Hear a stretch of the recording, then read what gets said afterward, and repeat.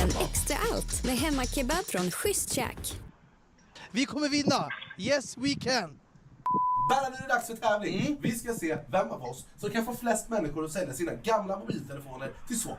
Och vi vet att ni har telefoner där hemma, så ljug inte för oss! Alla har gamla telefoner hemma, det är okej. Ni behöver inte skämmas. Ursäkta, har du en telefon? Jag får 10 sekunders försprång. 3, 2, 1, kör! 9, 8... Har du massa telefoner som ligger och skräpar i någon gammal byrålåda? Det har jag absolut. Fler än 4. Minst 2. Du har alltså 3 extra telefoner ifall alla telefoner går sönder. Det är bara ett förslag.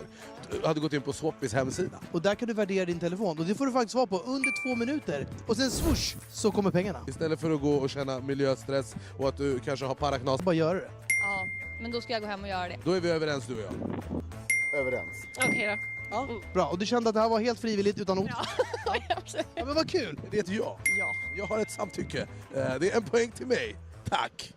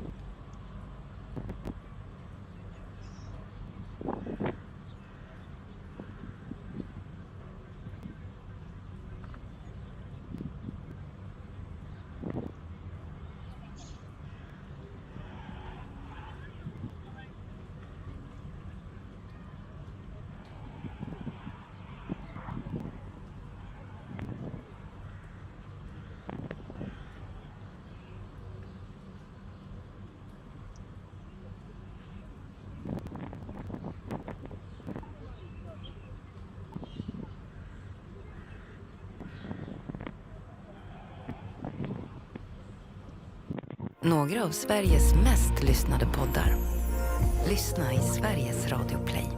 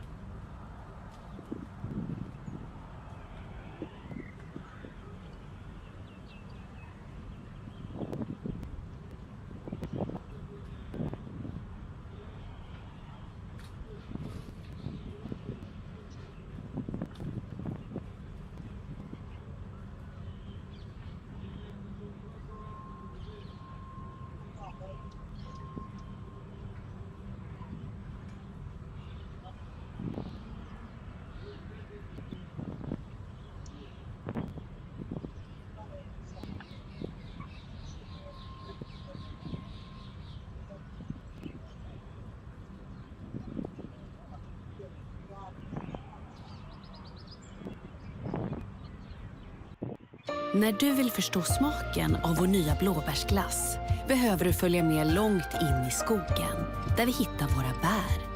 Ja, så här ser de ut. Svenska blåbär. Så nu vet du det? När du vill ha blåbärsglass med bara svenska bär. Eller när som helst när livet leker finns Sia-glass.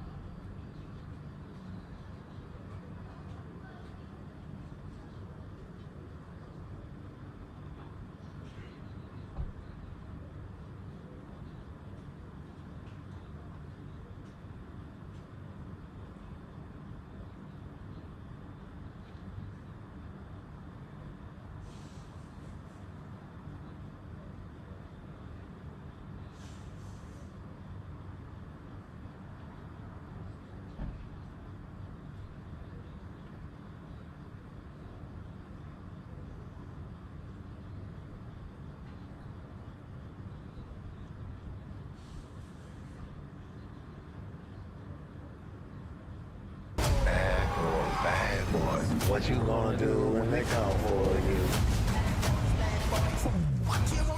I got this. What you don't do?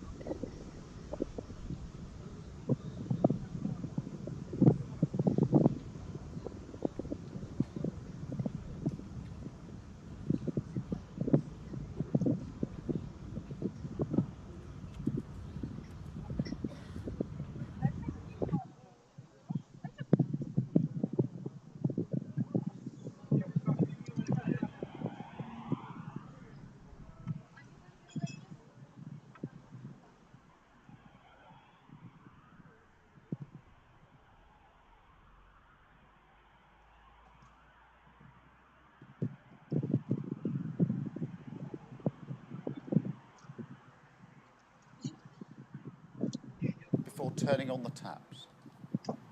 So hear me when I say this. No more money without reform. I'm not prepared to see even more of your money spent on agency staff who cost £5,000 a shift, on appointment letters which arrive after the appointment, or on paying for people to be stuck in hospital just because they can't get the care they need in the community. And tonight, there'll be 12,000 patients in that very position. That's enough to fill 28 hospitals. So we can't go on like this. As Lord Darcy has said, NHS staff are working harder than ever, but productivity has fallen because patients can't be discharged. Clinicians are spending their time trying to find beds rather than treating more patients. That isn't just solved by more money, it's solved by reform. And third, reform does not mean trying to fix everything from Whitehall. It really doesn't. When Lord Darcy says there are vital signs of the NHS and they're strong, he's talking about the talents and passions of our NHS workforce. That's what he's talking about. The breadth and depth of clinical talent, the extraordinary compassion and care of our NHS staff. If we're going to build an NHS that's fit for the future, then I tell you, we're going to do it with our NHS staff and with our patients too. We're going to change it together. Now that starts with the first steps, the 40,000 extra appointments every week. But we've also got to do the hard yards of long-term reform. So this government is working at pace to build a 10-year plan. Something so different from anything that's gone before. This plan will be framed around 3 big shifts, 3 fundamental reforms, which are rooted in what Lord Darcy has set out today. First, moving from an analogue to a digital NHS. We can already see glimpses of the extraordinary potential of technology, like the world's first ever non-invasive, knifeless surgery for kidney cancer. Just imagine that. Pioneered by Leeds teaching hospitals. Or the precision cancer scanners. I saw some of them yesterday. Or simply transforming how we manage a condition. We went to Kingsmill Hospital earlier this year and met a 12-year-old girl called Molly. She's using her smartphone to monitor her glucose levels, instead of being forced to repeatedly prick her fingers. It made such a difference to her daily life and gave great reassurance to her mum, who could remotely check on the settings and the findings. So we've got to make these opportunities available to everyone. We've got to use technology to empower patients and give them much greater control over their healthcare. Take an innovation like the NHS app. This could be a whole digital front door to the NHS. Appointments, self-referral, reminders for checkups and screenings, patients in control of their own data, healthcare so much more transparent, so you always know your options and the standards that you should expect. And you know, earlier this year I went to Alderhay Hospital. Many of you will know it. It's a fantastic hospital where they carry out heart surgery on infants, which is really humbling to see. And I met the parents of a 2-year-old who'd had extremely complicated heart surgery. Tiny infant, incredible surgery. I asked the parents about their child's history and conditions. How did he come to be here? What's the story behind this? And as they told me, I could see them welling up as they went through the history, the conditions, all the background. And then they told me that every time they went to a different hospital, they had to go through all of that over and over again. They really struggled to tell the story, and they had to do it every single time because the records weren't held electronically. So we've got to have fully digital patient records so that crucial information is there for you whenever you go to the NHS. And while I'm on technology, we're also going to throw the full weight of the British government behind our world-leading life sciences. Second, and Sarah mentioned this, we've got to shift more care from hospitals to communities. Now, the King's Fund has long called for this. Successive governments have repeatedly promised it. But what's happened? The opposite. The share of the NHS budget spent on hospitals has actually increased. Now, this 10-year plan has to be the moment that we change that. The moment we begin to turn our national health service into a neighbourhood health service. That means more tests, scans, healthcare offered on high streets and town centres, improved GP access, bringing back the family doctor, offering digital consultations for those that want them, virtual wards, and more patients safely looked after in their own homes, where we can deal with problems early before people are off work sick and before they need to go to hospital. And we have to make good on the integration of health and social care, so we can discharge those 26 hospital worth of patients, saving money, reducing the strain on our NHS, and giving people better treatment. And third, in terms of the shifts, we have got to be much bolder in moving from sickness to prevention. Now, we've already announced NHS health checks in workplaces, blood pressure checks at dentists and opticians. But that's just the beginning. Planning for 10 years means we can make long-term investments in new technologies that will help catch and prevent problems earlier. And there are some areas in particular where we've just got to be more ambitious, like children's mental health or children's dentistry.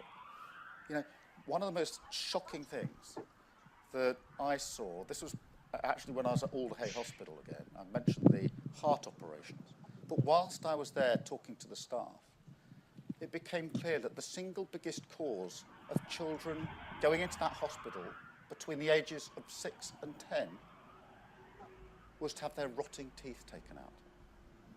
I couldn't believe it. I was genuinely shocked. All politicians say they're shocked too often, but I was really shocked. The single biggest cause of going into hospital, 6 to 10-year-olds, have your teeth taken out. Can you think of anything more soul-destroying? For the children, what a price to pay. For that brilliant NHS team who want to use their talents to save lives, spending their time taking out rotting teeth, something that could so easily have been prevented. And look, I know some prevention measures will be controversial, but I'm prepared to be bold even in the face of loud opposition. So no, some of our changes won't be universally popular, we know that. But I will do the right thing for our NHS, our economy, and our children. Now, the task before us is the work of our generation. We've already hit the ground running, negotiating an end to the strikes, which the Tories refused to do, strikes which were costing us a fortune. And we inherited 1,000 trainee GPs who were set to graduate into unemployment. Instead, we've hired them. But only fundamental reform and a plan for the long term can turn around the NHS and build a healthy society. Now, it won't be easy, it won't be quick. It will take a 10-year plan, not just the work of one parliament, but I know we can do it because we've done reform before. The last Labour government reformed the NHS to deliver better outcomes for patients, better value for taxpayers. Conservative governments then undid that good work, which only goes to prove once again that only a Labour government can reform the NHS. And my Labour government has a huge mandate for change. We're mission-driven. And I think the themes of this conference today are fitting for this moment. Challenge, change, and hope. Because the challenge is clear before us. The change could amount to the biggest reimagining of the NHS since its birth. And the hope, well, that's what's really exciting and galvanising about this moment. Because if we get this right, people can look back and say, this was the generation that took the NHS from the worst crisis in its history, got it back on its feet, and made it fit for the future. Thank you very much for listening.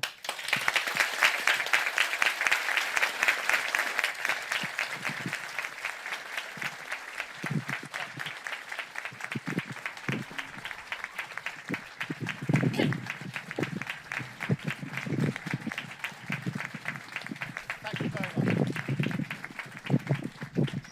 I'm going to take a number of media questions, so bear with me as we go through. I've got BBC First, Hugh.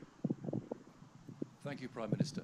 You talk about shifting resources into community health care, improving technology and prevention of ill health.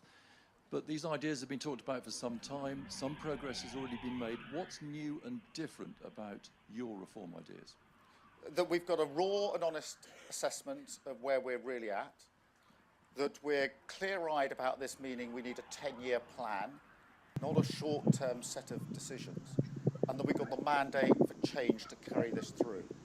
Because what's happened in the past is there's been talk about change, sometimes steps towards change, then steps back again, but not what I would call mission-driven, this driving sense of purpose to get the NHS not just on its feet, but fit for the future. And what drives that is this sense of the future. In the Labour Party, we look back so proudly at what we did 76 years ago. I want people in generations to look back so proudly at what this Labour government 2024 did. So it's that determination that's drive my personal mission, Wes's mission, to see this through with a mandate for real change. Thank you, Hugh. Can I go to Ashish, please, from Sky? Good morning, Prime Minister. Morning. Thank you. Lord Darcy's conclusion is that there is no quick fix for the NHS. It's going to cost time and money. That's money you don't have, and it's time sick and suffering patients can't afford. If you were to speak to one single patient who's been suffering in agony for so long, what would you say to him or her about how you're going to fix the NHS and make them better in the short term? I'm going to say we're going to fix this with the first steps, but we're going to do the long-term change. I accept your challenge, and it's repeatedly put to me, which is the long-term change takes too long, so tell me what you're going to do this Christmas, because we'll have an NHS crisis, and that's a good challenge. The trouble is, for the last 10 years, we're going round and round in circles. So we do short-term stuff to just about get the NHS through the winter crisis, because there's one every year, they're just bigger than the last one, but we never do the long-term. We go round and round, it gets worse and worse. So I accept the challenge to me, which is it's going to take a long time. It's going to be measured in years, not months, and we need to have something to say for someone who's ill now, which is getting the NHS back on its feet. But we can't duck the long-term change. That's the problem. It's what I call sticking plaster politics, which is knowing that you need to do big change, thinking it's going to take too long, so I won't do it, I'll put it off. I'll just do little bits here, patch things over, and guess what? It just gets worse.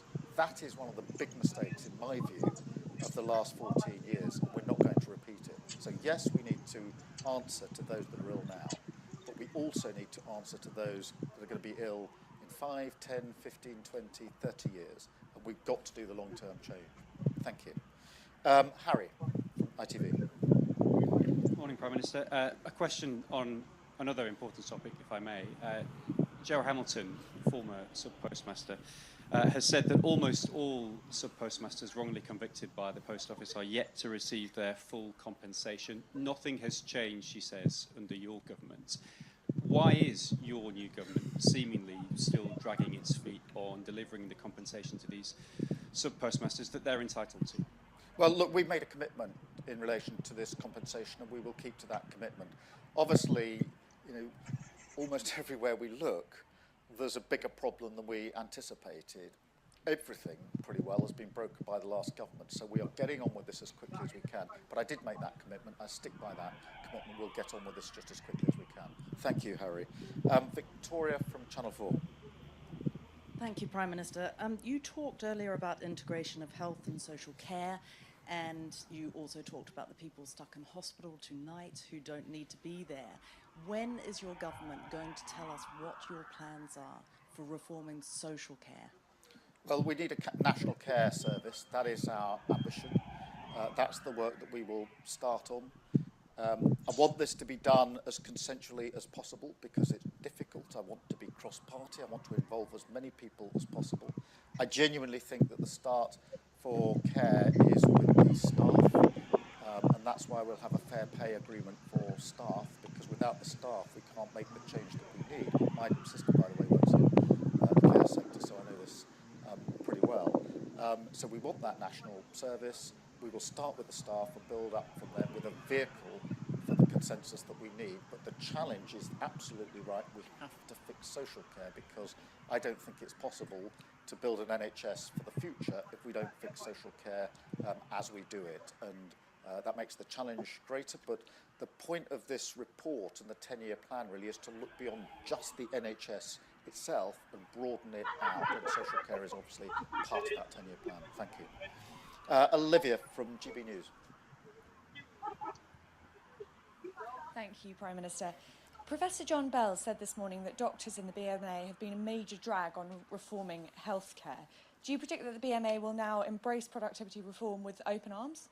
Well, look, I've said we'll do this with the staff, and we will. But I know from my old job running the Crown Prosecution Service that whenever you try to reform anything, there will be some people, I'm afraid, who will say, oh, don't do that, it's better as it is, I wouldn't do that, keep things as they are. We have to take that attitude on, in my view. It's an inhibitor of change. So whilst we say we will do it with people, and we will, do it together, and we will, I know in my heart of hearts we will meet pockets of people who will say, don't do it, slow down, go over there, not over there, leave things as they are. We have to take that on, and we will take that on. That's part and parcel of the change that we need to bring about. Thank you. I've got Natasha from LBC. Thank you, Prime Minister. Lord Darcy says this is obviously going to take a very long time to fix. Do you expect it to take 2 terms? And what will you learn from the botched Lansley reforms to make sure that yours are not as dreadful as his? Well, a lot. You know, where to start? Totally misconceived, totally done from the top down, and no real sense of where they were going.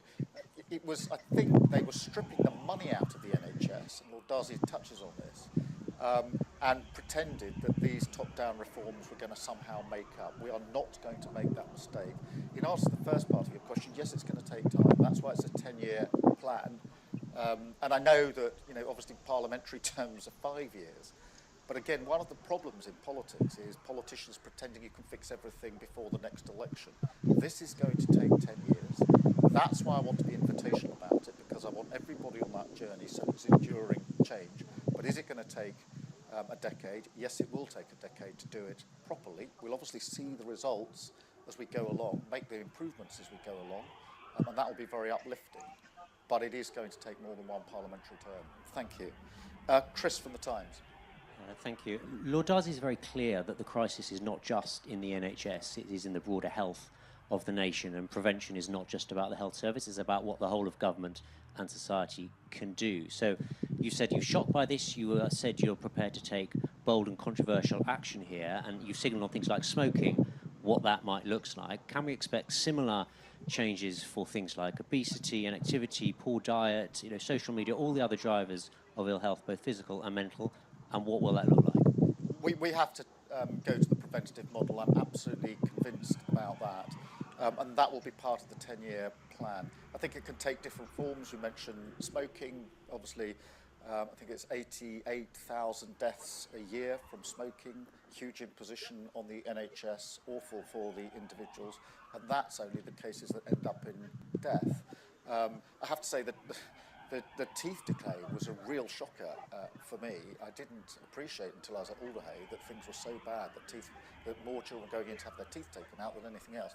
And that is a very easily preventable disease. But of course, there's diet, there's healthy lifestyle, etc. We are going to have to get into that space because we've got more and more conditions. We're living for longer. This is a good thing. Simply putting more and more money into the NHS as it currently is configured isn't going to work. We need preventative measures as well, and we'll set those out in the 10-year plan. And obviously, I know some of them will be welcome, and I know some of them will be controversial. They always are, but unless we shift the model, I don't think we can bring about the change that we need. Thank you, Chris. Sophie from the Mirror. Hi, Prime Minister. So you say it's going to take 10 years to fix the NHS. Does that mean people will continue to sit in A&E for hours on end for 10 years? Can you tell those people when they'll see a difference in their experiences? Well, we're already on this in terms of the early steps that we want to take. A&E, Lord Darcy and I discussed this, I think, on Monday of this week. A&E is a classic example of where we need more technology because anybody who's been in A&E, and some of you will have been, or knows people, you wait a very, very long time. Mainly, you're waiting for the results of tests because the technology isn't quick enough. So you go in, you wait a while to have a test, and then you wait forever for the test to come back before you go on to the next stage. So some of this we can start to change more quickly because I accept that whilst the overall change needs a 10-year plan, we've got to show the change along the way. I think A&E, or a large part of the answer for A&E, is what we do with technology, much better use of technology and tests and being able to get those test results back much, much more quickly. Thank you. I've got Noah from The Sun. Thank you, Prime Minister. Given you caved to train drivers, junior doctors and teachers, how can Sun readers really expect you personally to stand up to resistance from the NHS unions to reform? Because I've reformed before. I reformed when I was heading up the Crown Prosecution Service. I wanted to change it to make it much more victim-oriented. And we faced huge challenge, we took it on, and we changed it. I wanted to drive up conviction rates for violence against women and girls. We faced resistance about how we were doing it. We burst through that and made the change. So I could give any number of examples. I worked in Northern Ireland where we had to create a new police service in Northern Ireland. There was resistance, but we pressed on and did it. When I arrived as leader of the Labour Party, I knew we had to change it. There was a lot of resistance, but we pressed on and did it. So if there's one sort of common theme of what I've done for a living for some time now, it's coming in and bringing about change. And I'm determined that we will bring about the change here. Thank you. Laura from The Telegraph. Prime Minister, in the Darcy report, he said that the NHS had been starved of capital funding and that lack of kit and tools meant that medics are wasting a lot of time. Given one of the first actions under your government was pay increases for junior doctors, and we've got GPs now threatening to strike, isn't anything extra going to be soaked up by staff? No, I was struck by what Lord Darcy said about capital funding, which I think was really profound, and obviously that has to be part of the 10-year plan in terms of the investment and where we put it. But look, simply continuing with strike action in the NHS was not going to fix the NHS. Continuing with strike action, we had, I think, 3 million days lost a year under the last Prime Minister every year to strike action. I don't think that you can grow the economy. I don't think you can fix the health service whilst you carry on with that kind of strike action. So actually what we did was come in, do the sensible thing, fix it, and now we're able to get on and launch our 10-year plan. I couldn't stand here and say there's a 10-year plan whilst we still didn't have the workforce at work getting on with the job. So it's a vital part of rebuilding as we go forward. Thank you. Eleni from The Guardian. Thank you, Prime Minister. One of the Chancellor's first acts was to put a pause on the previous government's plans to build 40 new hospitals by 2030. Isn't that a case of the kind of damaging short-term thinking that this report talks about? And can you tell us today, are you still committed to building all new 40 hospitals? Yes, we are. Let me explain why we put it on pause to review. Because the last government went on and on and on about 40 new hospitals, which sounds great. There weren't 40, they weren't new, and many of them weren't hospitals. And the programme was undeliverable. This is exactly what's wrong with politics, because no wonder people lose faith in politics if they're told over and over again, you're going to get a brand new hospital, and it's not happening. So we reviewed it, we will deliver against it, but I want a realistic timetable for delivery so I can look people in the eye and tell them we are going to do it, and this is how we're going to do it, and when we're going to do it, not just make a promise, which is unbelievable in the true sense of the word. Thank you. And Harriet from the Mail. Thanks, Prime Minister. You said you want a national care service, but when will that come in, and can you commit to capping care costs? And secondly, if I may, you're heading to the US tomorrow to meet the President. Do you now support allowing Ukraine to use Storm Shadow missiles to strike targets inside Russia?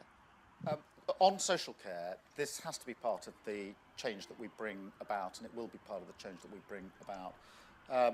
On the capping of the cost, promises were again made by the last government. They were delayed because they were undeliverable. We've looked at them. We don't think they're deliverable in the time frame the last government said, and that's why we've taken them down, and we'll review it. Now, it is an issue we're going to have to look at. I readily accept that. We will have it within the 10-year plan, but again, it's got to be done properly. It's got to be deliverable. On the going, obviously, as you mentioned, to Washington actually this afternoon for meetings tomorrow with the President. These are strategic meetings to discuss Ukraine and to discuss the Middle East, and so it'll be at that level of strategic discussion that we'll be involved in tomorrow with the President. Thank you very much. Thank you all very much for having me. Enjoy the rest of your conference, and thank you for everything that you do. Thank you.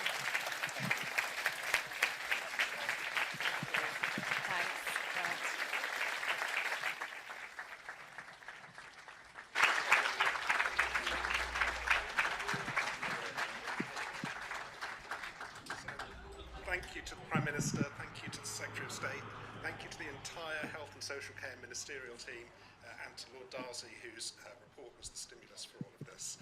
I'm Alex Bayliss, I'm Acting Director of Policy Events and Partnerships at the King's Fund.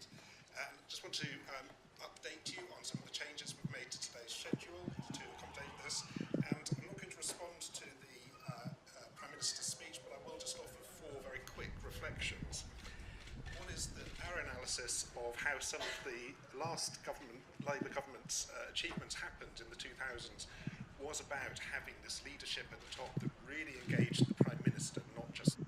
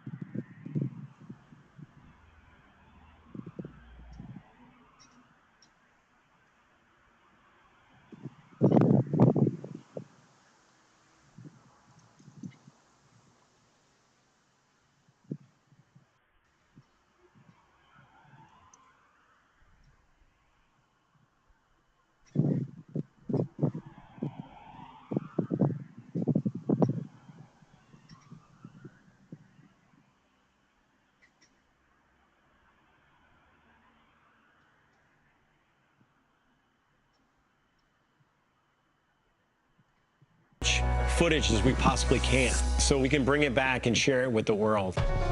The big picture awareness that you gain from that sort of perspective when you were, journeying amongst the stars and see our entire planet as we know it there outside of your window, and kind of the philosophical and the many different emotions that it provokes inside of you when you see it that way.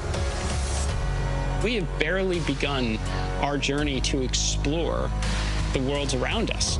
And that hit me right when I saw the moon rise around Earth and saying, like, come on, it's been 50 years. We got to get back there, and we got to get to Mars, and we got to figure out how to get out of our own solar system and try and figure out what this is all about. There's so much incredible footage that crew members have taken from space and that you see from satellites. I think it's one of the things I'm looking forward to most on the mission, is getting to see the Earth from that perspective. I can't wait to share what that experience is, but I guess I'll have to let you know once I get back. And I mean, I think I speak for a lot of SpaceXers. Where Seat 4 is next, support 2 is next, and then EV 1 and 2 are shortly behind. Copy on that crew status. Getting a quick crew status from Kid.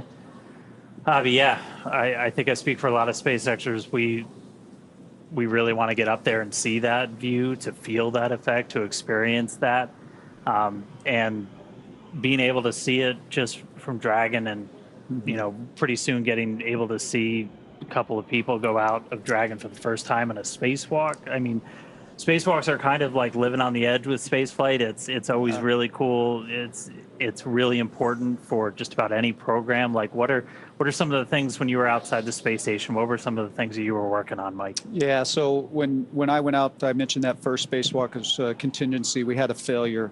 And so sometimes when we're going outside, it's not planned, and you have a component that is no longer working. And in this case, it was a part of the cooling system, external cooling system on station. And so we needed to go out and replace this refrigerator-sized pump module. And so that took us a couple walks to do that. Other times we're going out and we're putting a new piece of equipment on board. Sometimes normal maintenance. Sometimes we're upgrading equipment, like new solar arrays, new batteries, and things of that nature. And sometimes you're doing like what the Polaris Dawn crew is going to do today, and you're just checking out the suits and checking out the equipment that you're going to use in future spacewalks as well. Now, with all of the experience that you have up there, I'm guessing there might be an EVA experience or achievement that you are particularly proud of? Well, I'm proud of every one of them. Right, when you get out the door and then you come back in safely, I think that's what everybody wants to do. SpaceX, for awareness, we're going to be commanding a couple fans right here. You'll hear them run, but then we'll also be turning them off. No correction required. Copy. Actually, if I can, I'm just going to jump in on that. Absolutely. That's actually a very important call that was made. You heard him say we're going to turn on some fans, because when you're in space, you acclimate to the sounds around you of the vehicle. And when it changes, all of a sudden, you're kind of looking around at what was that. And so you heard them give them a warning that we're going to turn on some fans. Yeah. And so that they kind of knew what was going. So that's actually a great call from the ground there. But anyway, going back to those spacewalks where I was outside, and what are you proud of? It takes so much to put these vehicles up into space. And so when you go out on the spacewalks and you know that you're a part of keeping that going, a big part of it is you don't want to mess up, right? Because people are depending on you. And a couple of people watching over your shoulder. That's right.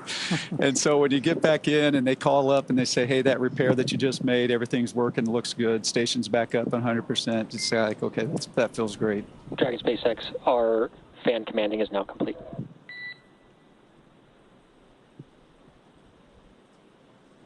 Copy, we see soon.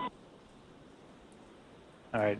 Hopefully no surprise sounds in there for him. So, That's right. I mean, spacewalks are something that you train the heck out of. They're planned down to the minute. What are, why? Like, what are some of the challenges you can run into when you're outside doing a spacewalk? Yeah, so I mean, one of the first challenges that you're always worried about is how your suit's functioning, right? Because that's what's keeping you alive when you're outside like that. So there are always, you're monitoring your suits yourselves. People on the ground are monitoring your suits and how that's performing. And so those are certainly things that you need to be conscious of and aware of. And then when you're out there as well, there are so many steps that it takes to get through a spacewalk. I mean, hundreds and hundreds and hundreds of steps. And so it's too much for you to remember. And so that's where it's a teamwork between you and the ground. And so they're making all of those calls. Hey, here's your next step. Here's what the settings are for these tools. And they're just walking you through the whole process. And so I think that's one of the neat things about spacewalks that maybe people don't realize is, you focus on the people actually getting to go out and do the walk. But the team on the ground is such a huge part of that as well. So on your third, fourth, subsequent EVAs, these spacewalks, you train a lot for them beforehand, before you even get up in space. By the time you're on your fifth one, it must have been more like a cakewalk. No, it never felt like a cakewalk at all. Because it is. It is a risky endeavor, right? So every time you go out on the spacewalk, you're definitely very, very focused, and you never want to let your guard down with it. I will say you certainly are more comfortable with what's going on. You're more familiar, maybe is a better way to say that. But I think you can kind of trace it back to experiences down here on Earth. For me, a lot of times it's my sports background, so I'll equate a little bit of going out and playing a football game, right? Before every game, you're still nervous, right? Yeah. You're still got a lot of that energy. It was the same thing on my fifth spacewalk like it was on that first one. You still have all of that kind of nervous energy as you're getting ready to go out. Well, so right now we're still kind of waiting to get into some of the final preparations for this spacewalk. We should be coming up on seat rotation. I don't know if we missed it or not, but again, they're going to be rotating those seats to move them upright. That's just going to give the crew a little bit extra room to move around as we get into this. But for now, why don't we take a couple of moments and meet Dragon. Polaris Dawn is SpaceX's 14th human spaceflight mission since 2020, when Dragon became the first private spacecraft to take humans to the International Space Station. It's also the first private spacecraft to take an all-civilian crew to orbit during the Inspiration 4 mission in 2021. And just prior to Polaris Dawn, Dragon completed 46 launches. 13 of those are human spaceflight missions, and it's since flown 50 astronauts representing 14 different countries. Throughout all of those missions, Dragon has helped support more than 1,000 experiments in space. Pretty incredible stats there. And even from low Earth orbit, Dragon is helping lay the groundwork for deep space exploration. Through missions like Inspiration 4 and Polaris Dawn, we are rapidly expanding our knowledge of how humans will adapt, live, and work in space. Designed to be the safest spacecraft ever flown, the fully autonomous Dragon stands nearly 27 feet tall and 13 feet around. Dragon is capable of carrying up to 7 passengers to and from Earth orbit and beyond, but today it's carrying the 4 members of the Polaris Dawn crew. And the crew is currently living and working in the top portion of the spacecraft. It's that white section that you see there, also known as the pressurized section. This allows for the transport of people and environmentally sensitive cargo. Below that, Dragon's trunk, it sits right below the pressurized section that can carry unpressurized cargo on resupply missions, and it remains attached to Dragon until shortly before re-entry into Earth's atmosphere. And as you can see, about half the trunk is covered in solar panels. Those provide power to Dragon during the flight. The other half is the radiator.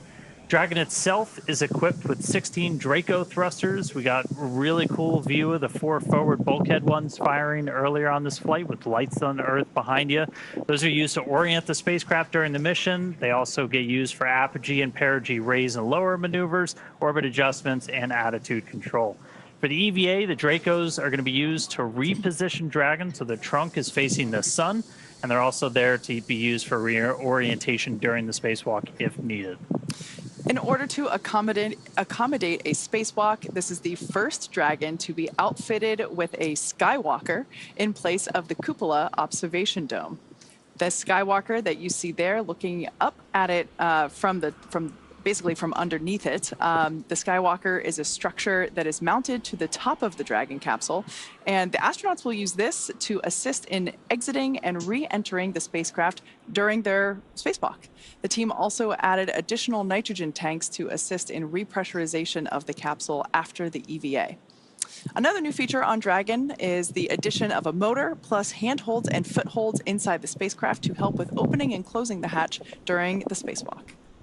This Dragon also carrying what we are calling the Starlink plug and placer, making this the first mission on Dragon to use the Starlink network in orbit.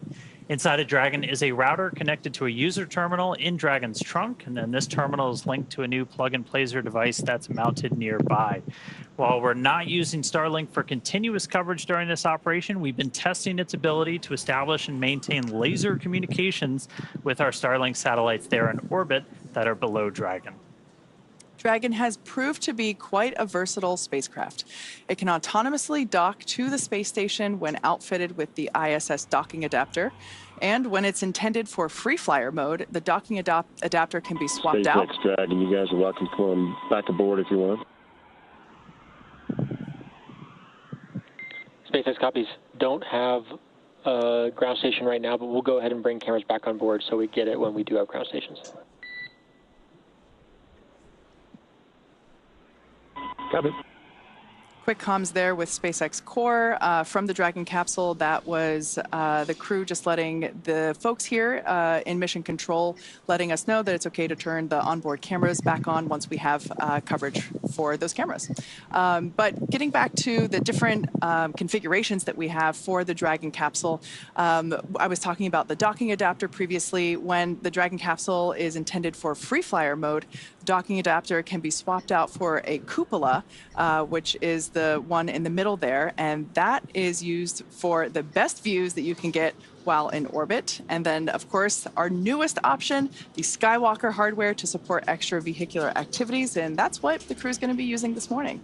So those are the current 3 ways that Dragon can be configured to support different types of missions. But hey, you never know what's to come. We always got something up our sleeve. Right.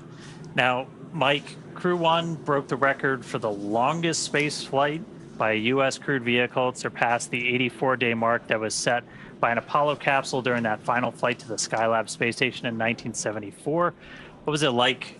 Because we went over it. You literally called Dragon home during that time. Yeah, what was it like to live in there? So first of all, I got to say it's pretty exciting because the Dragon that they're using right now is the Dragon that I lived in that took us to orbit. Dragon Resilience. Yeah, we affectionately called Resilience, and it was an amazing spacecraft. From a standpoint of living inside it, and again, it a lot of room actually compared to some of the other crew quarters that we had on board, and plus just being able to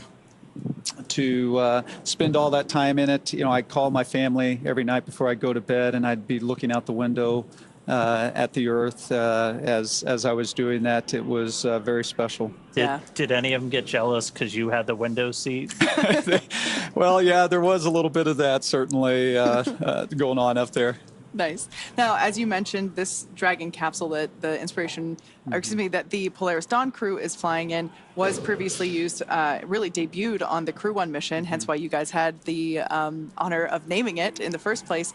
But this capsule was also used for the Inspiration 4 mission that Jared also commanded. What is your take on this being one spacecraft but supporting multiple missions? I think it's fantastic. It just shows the flexibility of the design that SpaceX made when looking at the Crew Dragon vehicles. So I think it's very exciting to see a vehicle that can go from one mission to the other, and quite frankly do it quite quickly as well. I think I don't remember the exact timing from our mission and when we landed to when Inspiration 4 launched, but it wasn't a very long time, and yet you were able to take that docking adapter off, put the cupola on in a very short time, which is also pretty impressive. I actually have that noted here. Crew 1 took off in November of 2020, and Inspiration 4 lifted off in September of 2021. That's incredible. Less than a year. We landed in May of 21, and so within that short period of time, you reconfigured the vehicle and were able to put that cupola on and launch. Cool. Yeah, very impressive. Your mission patch sticker is in the capsule that they're in now, and that's will exciting. add their own sticker too as well. Right. All right. Well, as you can imagine, Dragon has undergone some changes for this, and with changes comes extensive testing for the mission. And all the modifications that we made in preparation for today had to go through kind of their own test regimen. Yeah. Testing is a critical part of qualifying a spacecraft like Dragon for flight. Rigorous testing helps identify and mitigate potential risks, verify system and component reliability, and helps ensure that the designs meet the mission requirements. There are many types of tests a spacecraft might undergo when qualifying for flight, including structural, thermal vacuum, radiation, software, and integrated systems testing. One of the tests the new Skywalker hardware underwent is thermal vacuum testing. This actually tested how Skywalker withstands the extreme temperature swings that it's going to see while it's in the vacuum of space. And while Dragon was being put through all of its paces, the Polaris Dawn crew was going through the same SpaceX training as part of that we give to NASA astronauts. They also had to train to perform their EVA, though. For basic training at SpaceX Hawthorne, they got trained on everything from orbital mechanics to just how to live and work in microgravity. Also ran through numerous simulations of what the full mission would look like while they were seated inside of our Dragon trainer. In addition to ensuring that they're familiar with SpaceX's Falcon 9 rocket and Dragon spacecraft, the crew went through an extensive training regimen to build their physical endurance and mental toughness, ensuring that they are well-rounded and prepared for spaceflight and today's EVA. Now, switching gears, one of the coolest things, designed in-house by SpaceX, the EVA suit has all the functions of our original spacesuit with the added bonus of allowing astronauts to exit the spacecraft while in orbit. And this mission gives us a great opportunity to test our EVA suits in space. Building a base on the moon and a city on Mars will require thousands of spacesuits, so the development of this suit and the EVA performed on this mission will be important steps toward a scalable design for spacesuits on future long-duration missions. As we mentioned, SpaceX designs and manufactures our own suits, and we have a little behind-the-scenes look for you, something most people don't get to see, the inside of our very own suit lab. An EVA suit is an extravehicular activity suit, which is a spacesuit that can go outside of the spacecraft to do a spacewalk. We started with the IVA suit that we have, the intravehicular activity suit, as a kind of starting point and looked at it and said, what would we have to change about this to be able to support a spacewalk? So the first is mobility. The crew will have to do a lot of moving around inside of Dragon to get outside and do the spacewalk. We had to add in new joints, new features in the suit to allow them enhanced mobility while the suit's pressurized. When a crew member is pressurized in the suit, the soft portions of the suit become rigid. They need actual flexure and rotational joints to allow them to move around. It's kind of like a suit of armor made of fabric. We innovated in flexure joints to allow easy bending at the elbows and the knees, as well as a collapsible rotator joint that exists on the shoulder, which allows the suit to remain nearly fully soft, but when pressurized is a rotational bearing. The difference between the IVA and the EVA suit is that on the IVA suit, the zipper system location is in the inseam. But since we needed to have lots of mobility on our EVA suit, that was not the preferred choice. By moving the zipper system from the inseam to the waist, we mitigated the risk of the stress of the zipper.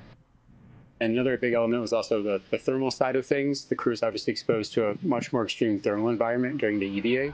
So we want to make sure that the inside of the suit is comfortable for them, and that as they interface with parts of the vehicle, that is safe for them to touch as well. The EVA suit is built and designed here at SpaceX in Hawthorne, California. We wanted to have something that's easy manufactured that we can handle here in-house. So we developed this new material, so it's fabric-based, we actually added a new layer to the suit, which we refer to as the Faraday layer. And this is a conductive cage around the suit that shields the suit from external electric fields. The helmet on the EVA suit looks very similar to the IVA suit, but it is really an all-new design of that helmet. It's much more robust from a thermal structural perspective since it will be taking more extreme temperatures. We are really excited to introduce this new single-pane visor helmet to the world of spacesuits. The EVA suit visor is made of polycarbonate and is coated with copper and ITO, or indium tinoxide. These two coatings together reflect the sun away from the crew, as well as reflecting infrared heat back to the crew when they are facing deep space. Our suit has a HUD, or heads-up display, which is a small display screen in the helmet, which is transparent, which allows the crew to see through the display to have unfettered access during their EVA, but it also provides critical telemetry to the crew, so pressure, temperature, relative humidity. We're trying to improve the technology and streamline it in one way, and at the same time, we're also trying to get it more and more manufacturable with each generation. The ultimate goal is that you can put on a spacesuit and go out and get work done anywhere in the solar system and not feel like you're wearing anything more than you normally wear every day. We also had a chance to talk to the SpaceX team that developed some of the hardware and procedures for our first spacewalk. Let's hear what they had to say.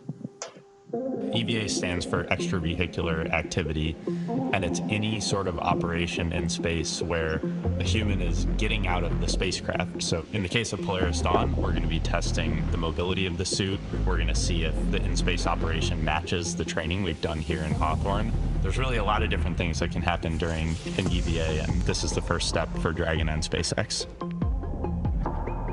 When I first started working at SpaceX, I never thought I'd be training a crew to do an EVA. It's brand new, it's so unique, we've never done anything like this before, and so we wanted to make sure we had the best possible training program for this mission. We want to see if we can train a spacewalk on Earth in a way that's representative of what it feels like in space.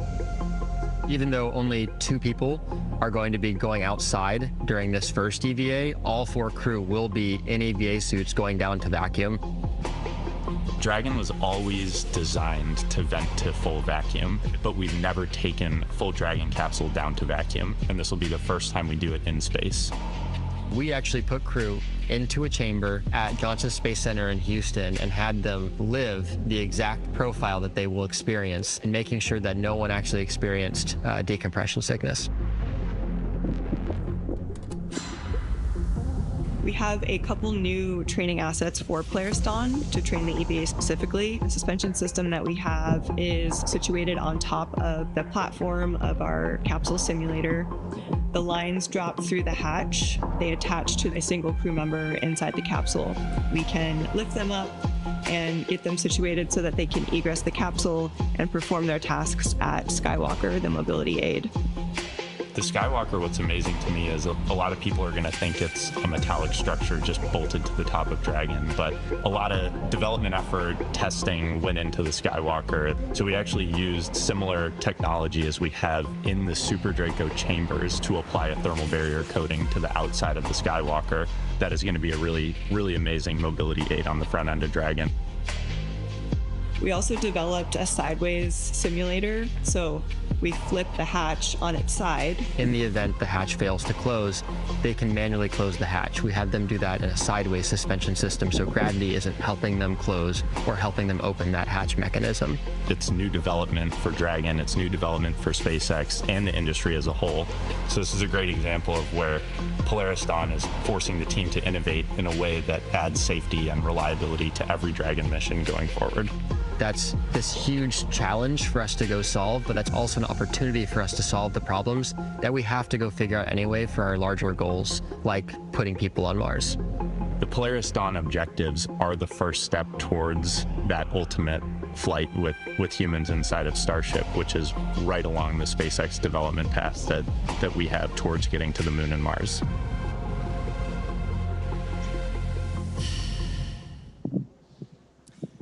Love seeing how not only the suit, but the space operations for the EVA itself came together and were developed. Now we are still counting down to the spacewalk this morning. The crew on board is completing final fit-ups, and we're going to be standing by for seat rotation and suit leak checks. So we're continuing to truck along to the main event. Now, Mike, you obviously went through some of the suit-up process that we saw in that package in terms of the development of the suit and how it's custom fitted for each individual. And that's the same case for an EVA suit. So maybe you can share with us what that experience was like. Yeah, it's extremely important to have a suit that fits, whether, again, it's the IVA, the EVA suit, or the EMU that we wear with NASA when we go out on the spacewalks. And the reason for that is because if it doesn't fit right, it can be extremely uncomfortable. You can get what you call hot spots, or there can be a place where a crease, when it gets pressurized, can really put a hard point on your arm or something of that nature. So having a good suit fit check is extremely important. And it's one of the things that was kind of fun as well, because you get to spend a lot of time with the suit team here with Chris and Eric and Maria. They're a great crew. They're so good. They're fantastic. And I mean, just over the years, they've gained so much experience, and they can really help you hone in on what the really good fitting suit is like, with just the way they ask the questions and lead you through that process. Wow. What are kind of the sensational differences from being in like the IVA suit? Because a lot of times the IVA suit, when it gets pressurized, it fills up, but you're still in like a pressured environment. With EVA suit, you're in the vacuum. Right. And so like what's it kind of like? Yeah, so that IVA suit, it has a different purpose, right? And that the purpose of that IVA suit is to keep us alive in the event of some type of an emergency that might happen during a launch or a landing. And so that's that case where either you have a fire or you have a depress event, and so that suit's going to pressurize. And so in that case, we're not as worried about like the mobility of the suit. You just want to get home and do it in a safe way. And so you need to have enough mobility to still be able to control the spacecraft and do the things you need to do, but you're just not as worried about it because you're not trying to perform a maintenance activity or something like that when you're going out on a spacewalk. And so I think that's one of the biggest differences between the IVA suit and the EVA suit, is just what the purpose of it is and what you're trying to do with it. Yeah, that feedback loop is so important to be able to communicate what feels good, what doesn't, because I imagine, as you're out there and having to perform, as you mentioned, maintenance activities, among other things, that the functionality of your body is critical to perform those. It really is, and probably one of the hardest, I think, parts of the suit to design is the gloves. Right, because you hear us use the term "it fits like a glove," right? We use that a lot, but you don't realize how much you use your hands when you're outside on a spacewalk, as opposed to say your feet when you're, because in space we don't use our feet or our legs as much as we do our hands, and so when you're in a pressurized suit like that, and you're constantly grabbing and reaching, you are overcoming the pressure of the suit, and your hands can get just exhausted. And you can get those hot spots. I had some issues with my EMU gloves when I first started training at NASA, and I would actually get what's called delamination on my fingernails. Ouch. And so there's just little things like that it really matters how well that suit fits and how well it functions. And so you don't realize how important that is sometimes. Yeah. Now we are going to be stepping into suit leak checks soon. Can you share with us a little bit about what that process entails, and more importantly, because you've actually experienced what it feels like to go through suit leak checks, what that experience is like. Extremely important part of the whole process, right? Because before you take the cabin, in this case, all the way down to vacuum, you want to make sure that your suit is maintaining the pressure that it needs to. And so it's not a very long process. It's usually just a few minutes to 2 or 3 minutes. And the interesting part is, if you don't pass that leak check, what do you do next? And so there's always usually procedures associated with that as well, that start checking your zippers, start checking how you've closed things up. Did you not get something sealed quite right? And so it's always a good point in the mission when whether it's on the launch pad getting ready, whether it's in the airlock getting ready to go out the door, when you hear that, yeah, good leak check, because now you know that you're ready to go. So today's going to be kind of unique because all 4 of our crew members are going to be doing the spacewalk. They're all going to be exposed to the vacuum of space. But I mean, even when you did spacewalks, it's never a solo act, right? Like you're always out there with a partner. You are. It's extremely important. In fact, one of the hardest parts about our training for spacewalks is what we call incapacitated crew. And so you need to always be able to get your crewmate back into the airlock if something should happen, if they should no longer be conscious and something of that nature. And so we actually do spend quite a bit of time, and that's why it's extremely important for us to go out in pairs, because things can go wrong. And so you want to be prepared for those moments. Yeah, that's a great point, Dan, to make that while only Jared and Sarah are going to be somewhat exiting the spacecraft, all 4 crew members are going to be exposed to the vacuum of space, and it's actually going to set a new record for most number of people exposed to, or not them without a suit, but in the vacuum of gravity all at the same time. Yeah, that's actually interesting. I never actually thought of that piece of this mission, and the fact that you're going to have 4 people on a spacewalk. I know at one point on a shuttle mission we had three folks outside on a spacewalk.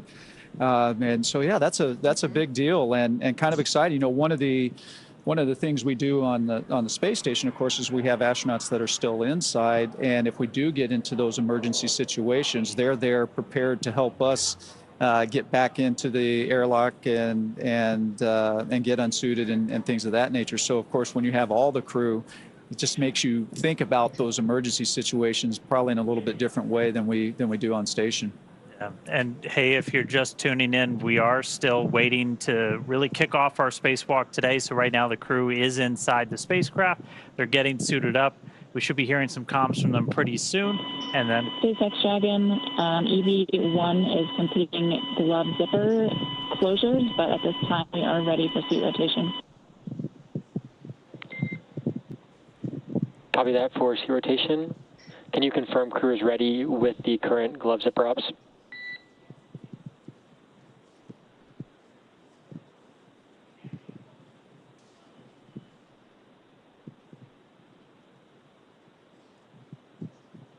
All right, I guess they just needed me to say it was coming soon, and then there it is.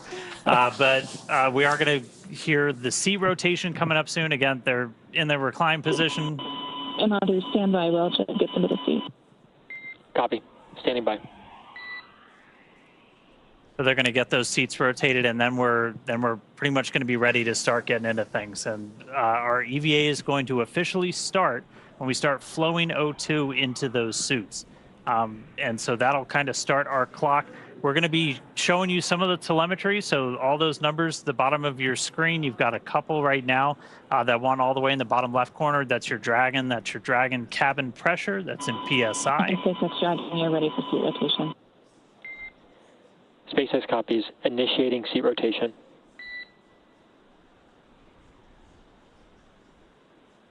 Great news there. That's going to help give the crew a little bit more room to move around during the spacewalk. And after we get through the seat rotation, we'll be able to perform those suit leak checks that we were just talking about. Yeah, before they do that, they'll do what's called a tear. So it's kind of like if you're ever using a scale, you zero out the scale before you put something on it. That's essentially what we're doing with the suits. They'll get like a baseline reading. And then as we start to actually pressurize the suits, we'll be able to measure that against the baseline, make sure everybody's got basically a nice seal before we start that vent. Yeah, that one's pretty important. That was pretty important. Yeah, so a lot of that's coming up. Again, some of the data on your screen, you've got cabin pressure, you've got suit pressure. Dragon SpaceX, seat rotation complete and nominal. All right, seat rotation's complete, so now they're going to start doing that tear, getting ready. Dragon, copy, just the phone. Copy, and can I get a confirmation of completion per the call out in 2.18?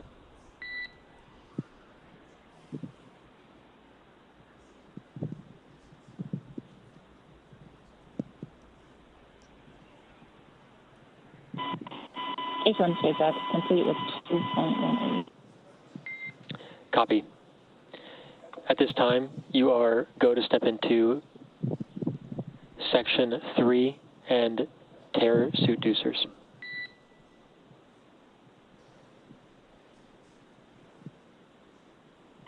Copy, stepping into it.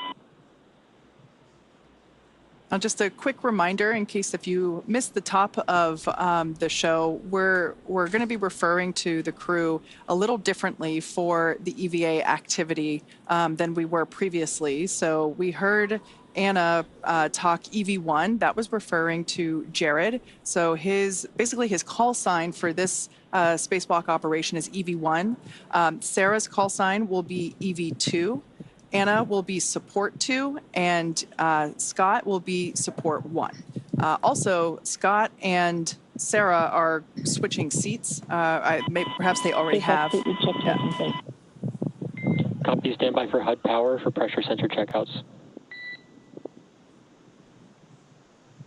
Okay, so our suit tear completed. So next up is going to be the HUD checkout. So the HUD, your heads-up display.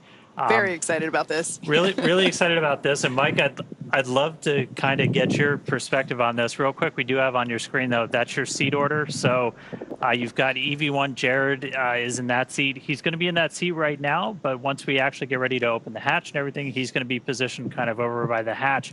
And then Sarah, EV2, is going to be in one of those center seats. Then you'll have Anna and Kid on either side. Dragon SpaceX, suit HUD's powered. Report results of primary sensor HUD checks in 3.2.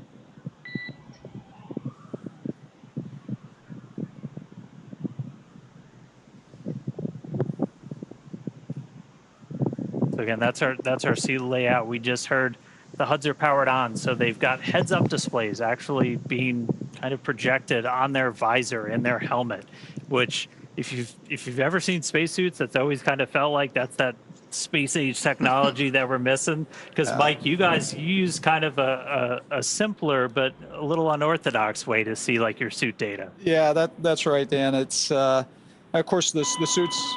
And SpaceX HUD checkouts complete and nominal. Nice. Copy, swapping the backup sensors. Stand by to repeat HUD checks. So, of course, the suits that we use for the spacewalks on station are a little bit older. They've been around for quite a while, and so some of this technology, Oh, look, it's our first live views inside Dragon Resilience for this morning. That's fantastic. Yeah. I think this is the definition of chillin'. Yeah. So they're out of his seat. That's Commander Jared, who, like I mentioned before, will be referred to as EV1. Behind him, we can see already in his new seat, pilot Scott Kidd Poteet. He will be support 1. And then moving around in front of us is Sarah, who will be EV2. And then just out of view underneath the camera, but I think you can see her visor, is Anna Menon, who is support 2. Dragon SpaceX, we're on backup sensors. Repeat HUD checks.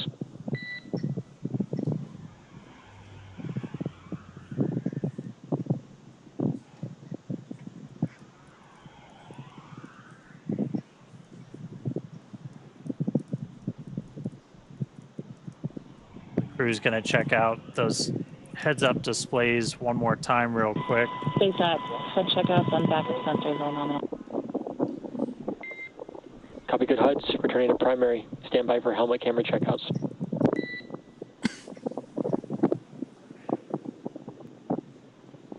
On that heads-up display, they'll be able to see the O2 flow timer. That's kind of like our mission clock, essentially, like once the O2 has started to flow to their seats, and they know they've got about an hour and 50 minutes, just under 2 hours for the whole time.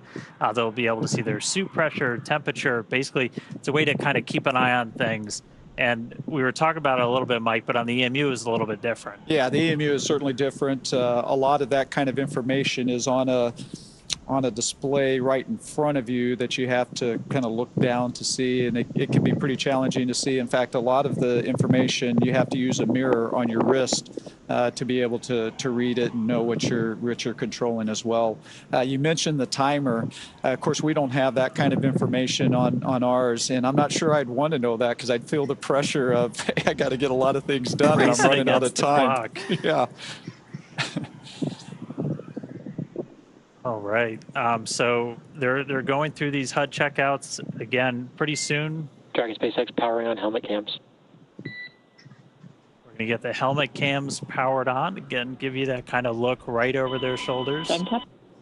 Yeah, pretty excited for these. We've seen them utilized during the training sessions that the crew has undergone, and we're so excited to see them live today. Yeah, I tell you, the helmet cameras, I mean, it's going to be fantastic views, right, that we're all going to love. But there's also a very important role for those cameras as well. Like when we have the same thing, we have helmet cameras with the EMUs, and what it allows is your ground team.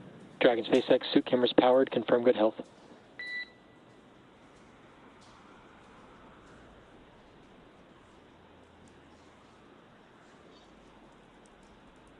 So it really allows your ground teams to kind of be able to see what you're doing. And SpaceX is free, good video on both speeds, no fault. And almost double check your work. Copy. Checkout's complete. HUDs will remain powered. Proceed to step 3.3, operations review through 3.8, report when complete.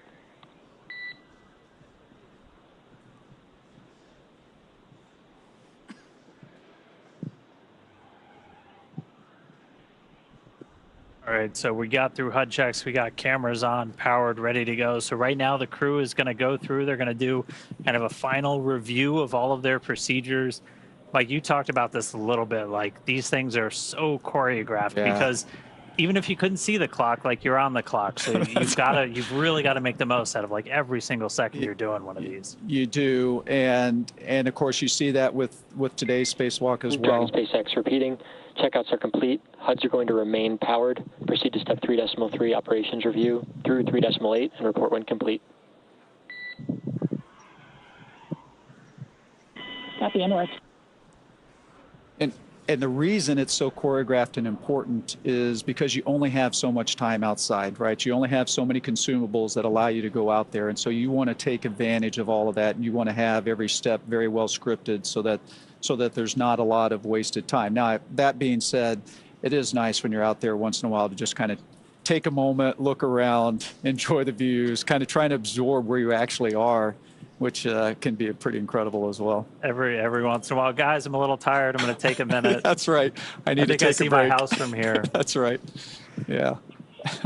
All right, but like it's awesome. We're seeing the crew inside. We're getting close to the start of today's spacewalk. We're going to start flowing O2 to the suits, and that's when our clock's going to start. Right now, they're just doing kind of final cabin configurations. They're going to check the lighting.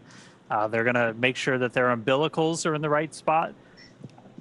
That's one of the things you'll see. That's actually one of the roles that our support crew members are really going to.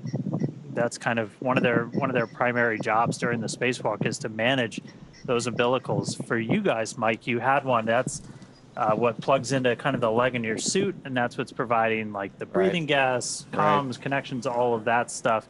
For the spacewalk today, it's a little bit different. This one that they're going to be using has some tethers in it for Sarah and Jared. It's about 12 feet long, so it's like about double the length of what you guys have. So it's dual purpose, right? It's providing them the air and the cooling that they need while they're out on the spacewalk, but it's also providing that safety piece, right? So that if something should happen, they should slip or that they're not going to go floating off into space. With the EMU that we use on the space station, we actually, all of those consumables are a part of the suit itself, and we have a separate safety tether that the first thing we do when we open that hatch and we go out is we hook up that safety tether, and it's an 85-foot reel that as you're moving around, it goes out with you to, again, protect for that crazy moment when maybe an emergency happens and you come off station.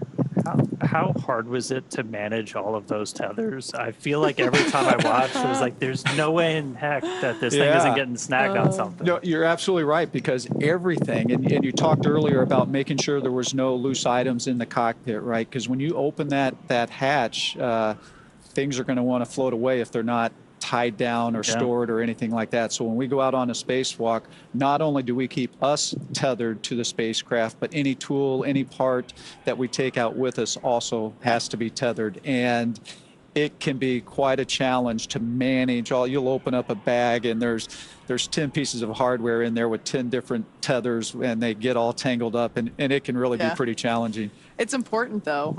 We simplified that a little bit for this mission. We actually basically built in that tether into the umbilical, one of which you can see actually there floating under Jared's right arm. So not only does that provide airflow and comms and all the normal connections that we have in the umbilicals, but we also added that strength to provide that protection. Yeah, and the managing of that tether is extremely important, because, as they go out, if it can get tangled up, and you actually see Sarah there kind of moving around, right? It's very easy in this environment where you're floating. SpaceX, Dragon, EVA off review complete. Crew are in position for EVA start. Nice. Excellent SpaceX copies, crew in position. But you saw Sarah kind of move the tether out of the way, and the part of that is that's actually impacting Jared. SpaceX, you are go to command Vox target push to talk, all seats.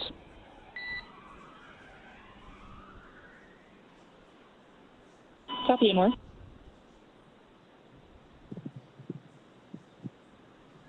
So this'll be one of the unique things about the spacewalk today. It'll feel familiar if you watch some of Mike's spacewalks. The crew is going to go over to what's called Vox. Push to talk is set. Go for comm check. EV1, comm check. EV2, comm check. Support 1, comm check. Support 2, comm check. SpaceX copies all, good comms, all 4 crew. SpaceX copies all, good comms, all 4 crew. So essentially now all of our crew are on open mics. They can all talk and hear each other, and they can talk to the ground. And so you're going to hear a lot more chatter start to pick up. Once we start the suit pressurization, you're going to hear almost like a shh sound. That's just the air starting to flow into their suits. How loud does it get inside your suit? It actually is quite loud. That airflow is just constantly, which is a good thing, right? Because not only is it providing you the oxygen, but it's also helping get rid of that CO2 that you're breathing out. So you want that airflow to be constantly going. And so you always are hearing that fan that's making that happen. And so that is certainly pretty important. And the Vox thing, I got to say, it's nice that you don't have to push a button when you're outside there to talk. Dragon SpaceX, we're about 90 seconds from EVA initiation. Got some fist bumps going on. Yeah. And we just heard we're about 90 seconds from EVA initiation. So we should see them get the go to close their visors, and then they're going to open up one of the O2 valves on their suits to start the suit purge, and that's going to be the official start of our spacewalk today. So we'll get through the final goes, and then we'll see those visors get closed, oxygen start flowing, and we'll be off.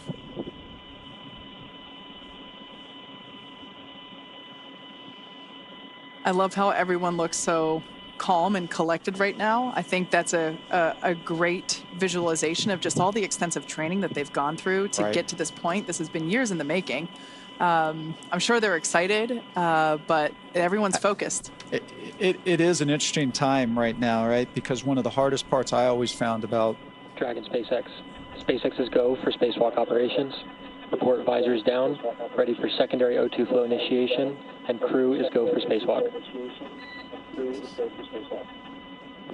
Verify your visors are closed.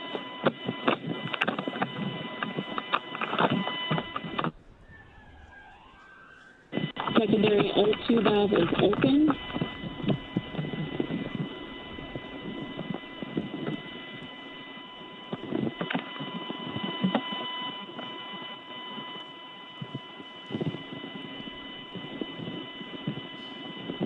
and that you are go for the EVA. EV1 is go. EV2 is go. Support 1 is go. Support 2 is go.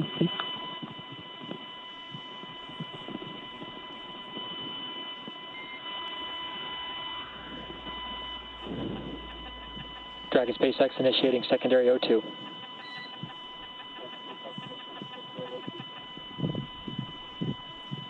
And with that news, our EVA has begun. So you're going to hear it referred to as primary and secondary O2. Primary is going to be that primary flow of oxygen to pressurize. Secondary is largely putting oxygen into their suits to help with cooling, but secondary is the first one we turn on.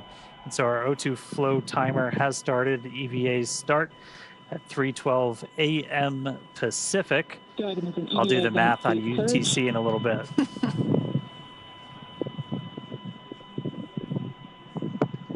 So this first operation, or this first step in the operation, is a suit purge. So inside their suit, obviously when the visor is still open, it's still a nitrox environment. It's the same as the cabin.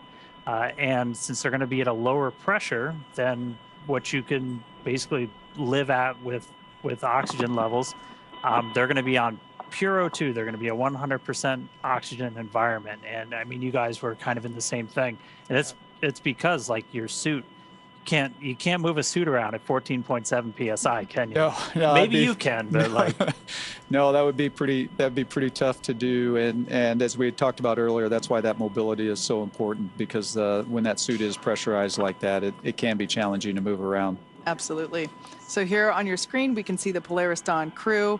Now with their visors down, the EVA has begun. We are beginning to flow that O2 through. Now we will, of course, bring these views to you as we have them, but due to ground station coverage, they do come in and out here and there. But every moment that we can, we will certainly be sharing these with you. I also wanted to point out quickly that the window near Kid's feet was so much brighter than it was just even 5 minutes ago. We're going to be seeing that in stark contrast as soon as we get the EVA, or with the hatch open and EV1 out there. Yeah, it's kind of interesting you mentioned that, because as you're going around the Earth as fast as you are, right, in 30 minutes or 45 minutes or so, you can be passing in and out of that sun and going into shadow. And so that brings its challenges as well, because the temperature can change pretty drastically just in those transitions from night to daylight.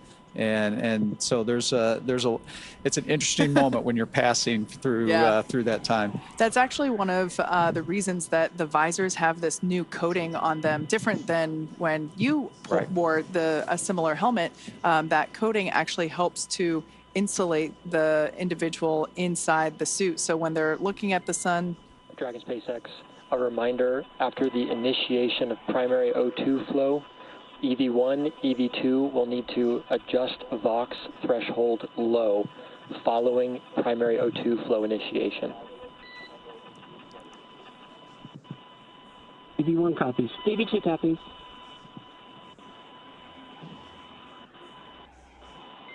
Dragon SpaceX, secondary flow purge complete.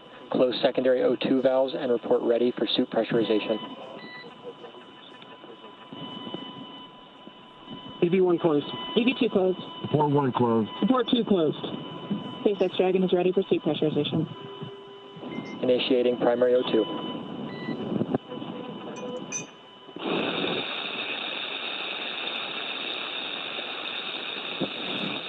This is normal. This is with the airflow coming through. The crew members are on VOX, meaning that their microphone is on the whole time. So Sarah and Jared are going to be adjusting their audio levels as this flow continues to help regulate that. Yeah, the VOX will kind of attenuate, so it'll sound like this now, but as we get through the spacewalk, it'll kind of come down, and you'll just hear voices a little bit more clearly. Their voices are actually going to change too. Like, did Did that happen to you? Did that throw you, Mike, the first time you heard it that? absolutely did, yeah, because you're talking and you're going, who is that, right? 'Cause you don't realize how much different it can sound. Yeah. Your voice can sound in that lower pressure environment. Yeah. Speaking of lower pressure, we can see the pressure changing there with the telemetry in the bottom left-hand side of the screen. So we can see that suit pressure going up, and we're able to keep tabs there as well with the Dragon pressure. So Dragon on the far left circle, that's the pressure within the cabin, and then suit, obviously that's the pressure within the suits. So we'll actually be able to, and I think we've kind of been able to see it already, that these suits will inflate a little bit, look a little different. And we were talking about the visors before, so when they're in the sunlight, that coating will help keep them cool and not overheat them, and then when they're in shadow, it'll help keep them warm. So and it's also like your sunglasses as well. Yeah. Right? It serves that purpose. All right, so at this moment, the suits are getting their primary pressurization. This takes about 3.5 minutes, a little bit less, and then we're going to go through those actual suit leak checks. The crew will probably get a reminder they have to stay really still when we do those leak checks, and I always was kind of wondering, like, why the heck? And like, if you bend your arms, you're actually going to start, changing the volume inside the suit. That'll cause pressure spikes, and so that's right. You got to stay really still. Yep. And then after we get through the leak checks, we're going to go through kind of that final pre-breathe where they're going to hang out in that 100% O2 environment just to continue purging all of that excess nitrogen. Suit pressure stable and purge complete. Activate secondary flow on. Report when complete.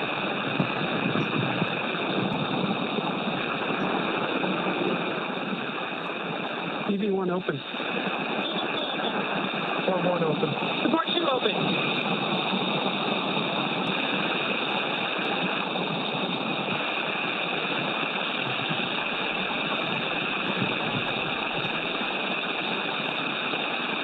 And right there, they finished the purge and they did a quick reinitiation of that secondary flow check. Close secondary flow and report when complete.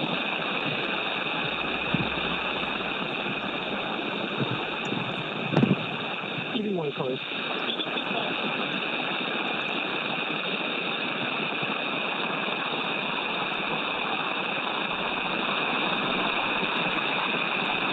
Port 2 closed.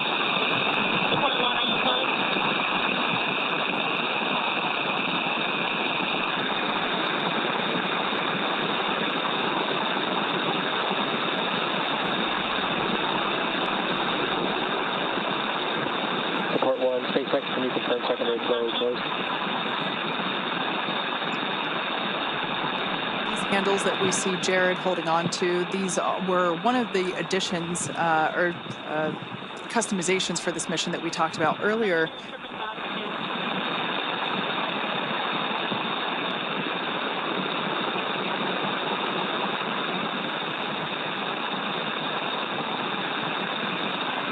Support 1, SpaceX contact.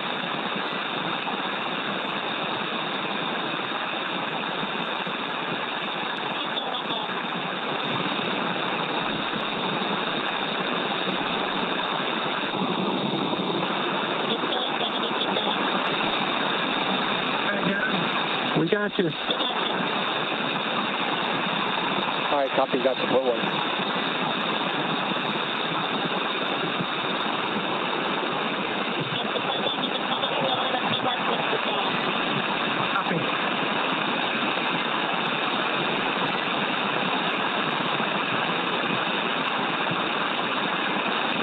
Dragon SpaceX beginning suit leak check evaluation and then still for leak checks.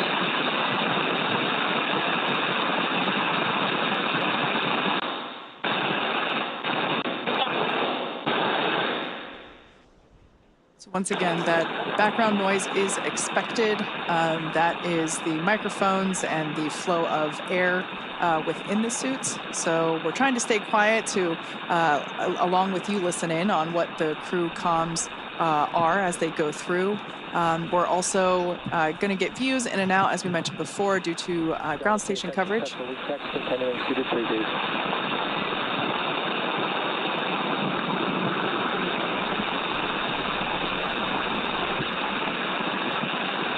And it is a little bit tough to hear. We just heard, though, that we got 4 good leak checks on their suits, and now they're going to be in this final suited pre-breathe. And so again, this is going to last about 19 or so minutes, and this is just to do kind of that final, get all of the excess nitrogen out. And we started pre-breathe just two hours after they got on orbit, just by gradually lowering the pressure. And I mean, pre-breathe, that's something that kind of evolved over time with the space station. Where were you when you were doing your spacewalks? Yeah, so we were past the kind of the camp out phase of pre-breathe. But that's how we used to do it. And it's very similar to what the Polaris Dawn crew has been doing over the last couple of days. We'd actually have astronauts stay inside the crew lock overnight at a lower pressure, just like they did when they first got on orbit. Now we've moved on to, we do it the day of. It still is a long day. We start about 6 hours prior to going out the door, but it's not 2 days prior. It's worth noting along the lines of training and how the crew prepared for this mission that all 4 of our Polaris Dawn crew members and some additional Polaris and SpaceX crew members actually went into a vacuum chamber and tested these suits out and spent a bit of time at lower pressure just to help learn what that feels like and get used to it. Well, and I think the other thing that's important about that is it's real, right? It's the first time that you're in that suit and it's actually a vacuum around you, right? And there's just something mentally that I think is important to put people through those moments before you actually have to experience the first time in space. Yep. We saw some of the unique ways we train the crew for this. And I mean, training for space station spacewalks, I'm still really upset I never got in the pool. That looks like one of the coolest parts of being an astronaut is not being in space, but just doing some of this training. Yeah, Dan, I tell you, I can still remember the first time I stuck my head underwater, not in the suit, but for diving. But you can hear the comms of everything that's going on through the water like that, and it just gives me goosebumps to think about that. It was a really neat environment, but it looks like these guys had a pretty neat way to train as well with the harness that would hoist them up and out and all of that. That's pretty impressive. Yeah, we definitely created some rigorous new training for the best we could simulate an EVA while still on Earth with hoists and it was a lot of fun to watch them train. Yeah. Back on board with cameras in 3 minutes. So our core just called up. We'll get views back on board in about 3 minutes. As Kate talked about earlier, we're using ground stations for our video coverage. All of our communication with the astronauts are through TDRS, so tracking and data relay satellites. So we'll have constant audio, but that video, we need those ground stations. But right now they're in that pre-breathe. That final pre-breathe still. We started our spacewalk about 13 minutes ago. We initiated O2 flow to the suits. That time was 3:12 a.m. Pacific, 10:12 UTC. I did some quick math. Took me 13 minutes to do it, but I did it. So once they're through this pre-breathe, we're going to start getting into some really exciting parts of the spacewalk. And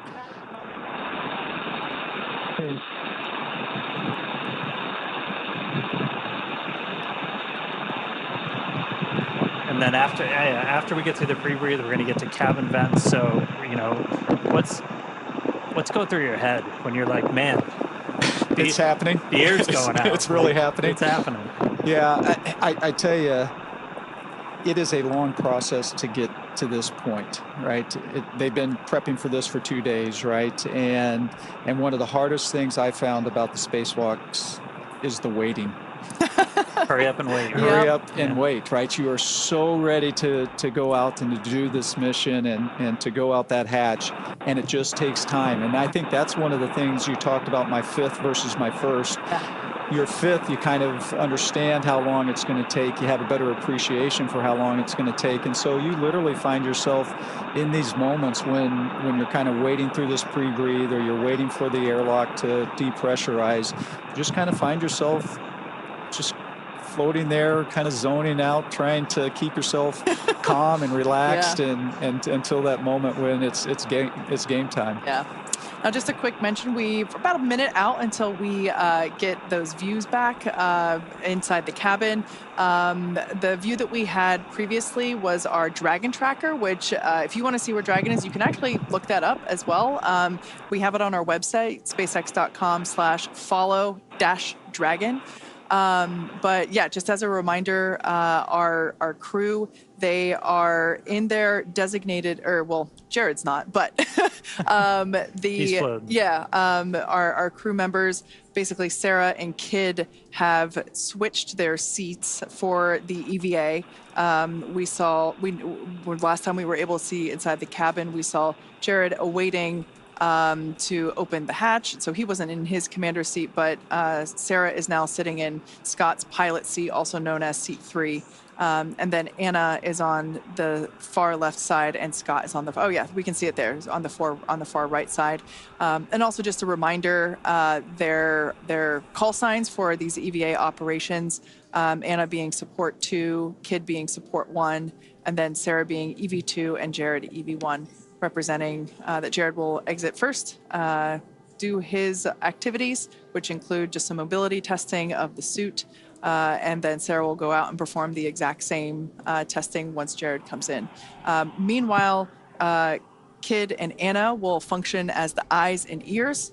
They will be performing their own list of operations during, or their own list of tasks during the EVA. So while Sarah and Jared are going to be the ones that are, partially egressing the capsule once that forward door is open, Kid and Anna will also be performing an EVA in their own right.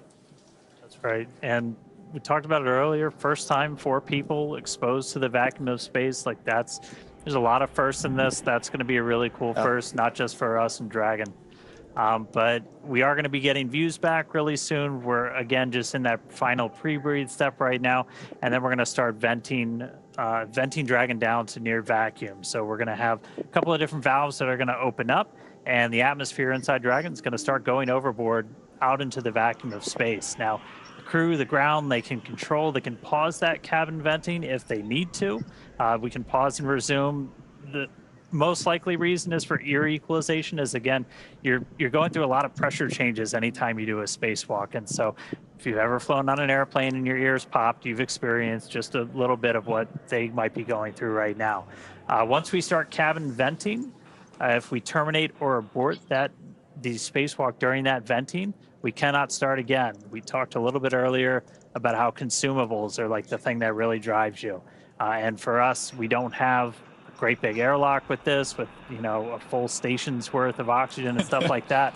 So Suited pre-breathe complete. Confirm crew rest for venting at pre-breathe complete.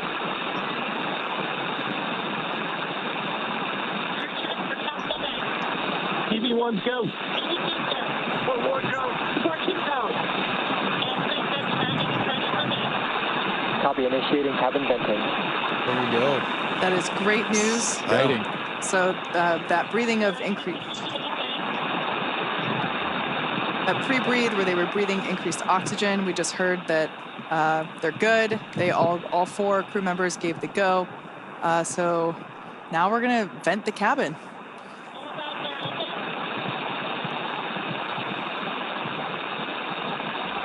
yeah, in total, this will take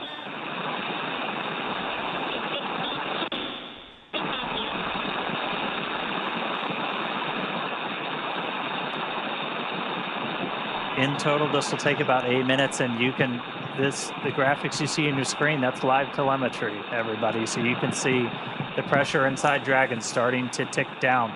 You're going to see the suit pressure tick down as well, is what we're really trying to maintain is a pressure differential. And so with these suits, we're going to be hovering right around 5 or so. You might see about 4.9 to 5.1, 5.2. It'll be about 4.9, and then we'll probably see it go up a little bit when they reinitiate the secondary flow for cooling. Copy 7. Yeah, Dan, and you talked about that, about 5 PSI is what the suit will be. We're actually a little bit lower in the EMU. Yeah. And so we've talked a lot about mobility. That difference between we're at 4.2 and they're going to be at 5, it can actually make quite a bit of difference just in how hard it can be to move the suit around, et cetera. Yeah, this crew got to, and that's something we can simulate, you know, in a vacuum chamber or even just in 14.7. You can simulate that differential pressure. Getting calls from the crew. They're monitoring along. EV1's here.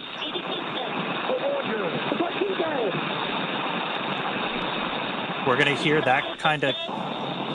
We're going to hear that chorus pretty frequently, where you do those kind of frequent, almost like check-ins. And I know you guys did something kind of similar where like you would have to pause and, you know, check your gloves, that kind of stuff. We did. I will tell you, one of the interesting things watching this live right now, the difference is how quickly the depressurization is happening here versus what my experience was. And so you talked about being able to clear your ears and all that. You're not giving a lot of time for your ears to adapt to that lower pressure. So this seems pretty quick to me.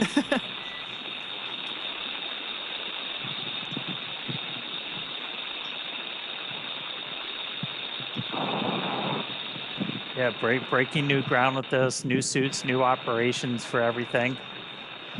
We're at about 4.5. We're going to see that tick down. It's going to get down to just under 1, and it's not going to go all the way down. And then what we'll actually see is we've got a capability to open the hatch automatically. We've got a motor in it, but Jared's actually going to unlatch it, and he's going to give it a little tug to kind of break the seal, break any of the kind of the stiction in the hatch itself, and that's going to kind of take the capsule down to its final vent before Sarah, who's at the displays, she's going to command the hatch to actually open. Yeah, that's a good point. And, you know, there will be slightly more pressure inside the capsule, so really just helping. Pressures look good. SpaceX copies 4. So Jared really can't open the hatch all in one fluid motion, so we will see him release that pressure slightly before being able to open it completely. And I think one of the important things, you guys, I think it talked earlier about you put some more restraint devices inside the capsule from when I flew on it. And that's extremely important because there's going to be some force that Jared's going to have to be pulling down on, and he needs to be able to anchor his feet somehow. Otherwise, he's going to pull and it's not going to go anywhere. And so the new restraint devices in there, we're going to see how important that's going to become here when he tries to open that hatch. Yeah. Yeah, that's one of the things that's why we have Skywalker out there. We've talked about how kind of similar to Gemini when they were first kind of stressing their legs, but important to remember we've got that 50 or 60 years of spaceflight history that we're able to draw on. These are new suits. This is a new operation. This is to, you know, work out all the kinks and really test this for the first time. But we're going into this with a whole lot more information than they had back then. We know you need handrails or it's going to get real hard real quick. That's right. That's right. Yep.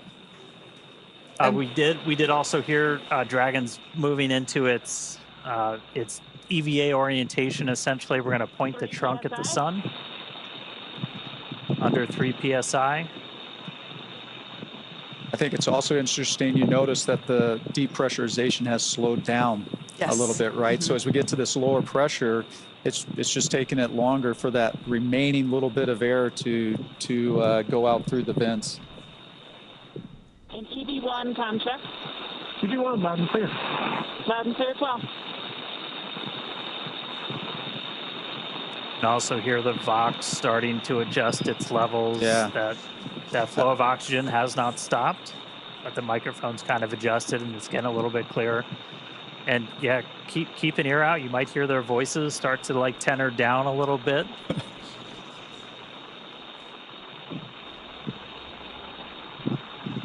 I do think that's an important point, Dan, that how important comm is, right? And when it's compromised a little bit just by that extra airflow and the Vox not keeping up with it right away, how challenging it was just to hear those calls, and they can be some pretty important calls. Of course. comm is just critical.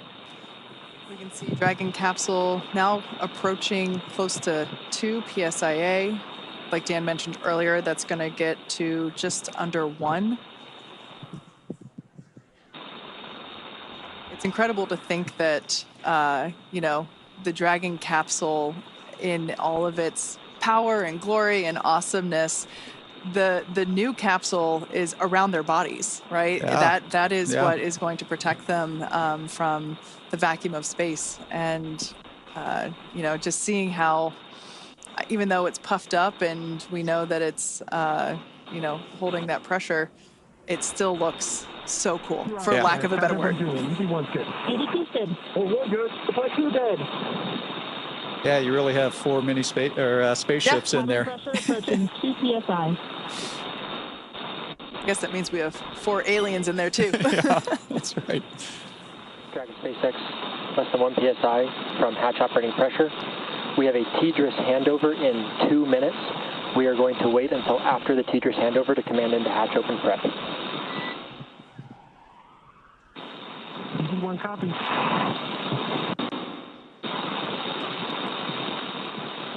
And yeah, I think you heard that, the TDRS handover. So there's going to be a short period of time there where they're out of comm, and it's kind of interesting because we're at a very critical phase as well. And so you want to make sure you have all the data and the ability to talk to the astronauts before you actually take that next critical step.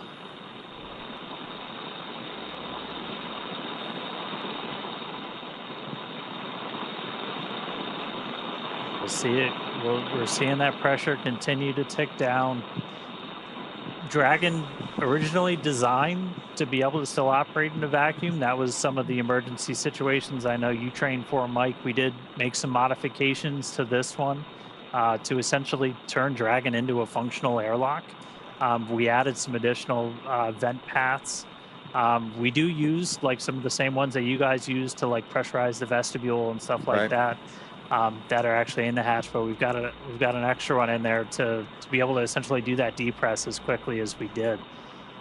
But we're gonna see that get down to a little under 1, and then we're gonna see Jared kind of jump into action. He's gonna unlatch the hatch, and then he's gonna give it a little pull to break the initial stiction, and then we're gonna be able to see Sarah. 1.5 psia.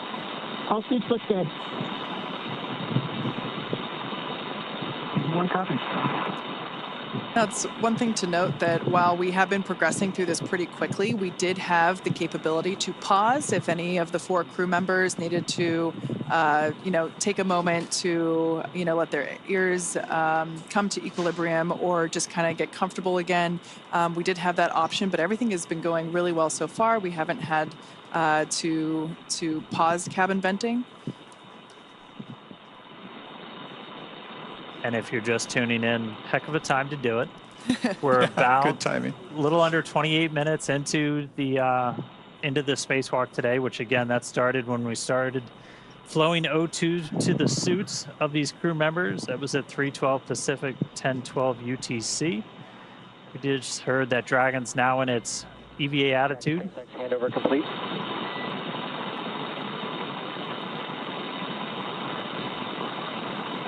So again, we've got Dragon's trunk pointing towards the sun. We are with you on board, watching through the cross view.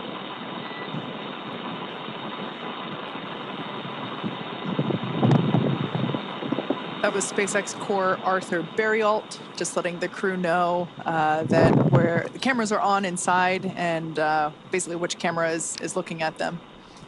It's so fun to hear Arthur's voice because he was actually a part of our mission as well. In fact, Arthur was an intern. Started out as an intern when we were first starting the training, and so now to see him as a core and is pretty neat. Very similar to Sarah, who also started as an intern. Yes, yeah.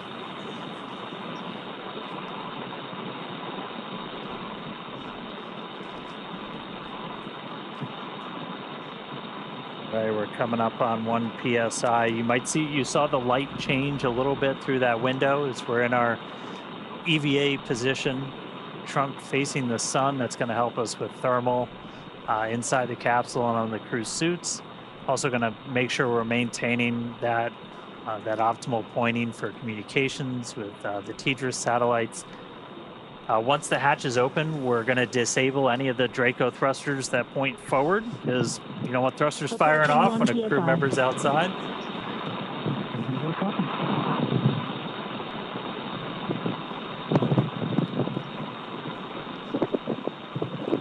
We're at 1. You can see the suit pressure is ticked down too. There's about 4.7 difference between the suit and the ambient cabin there in Dragon. That umbilical that you see there just to the side of Jared, that will continue to flow the air into his suit as well as provide telemetry and communications connection.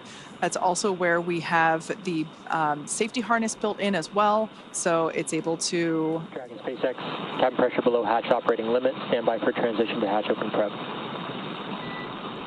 Here we go.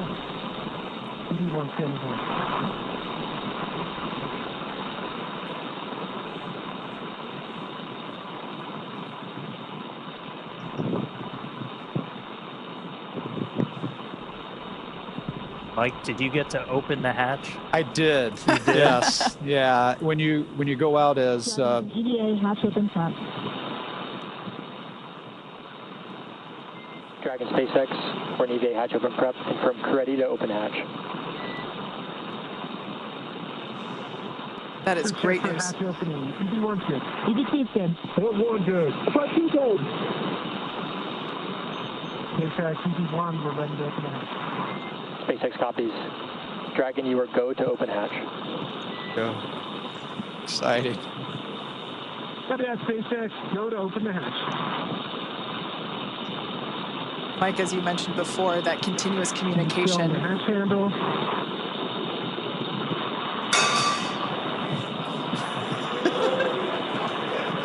As you can hear, we do have a crowd gathering outside of Mission Control here in Hawthorne.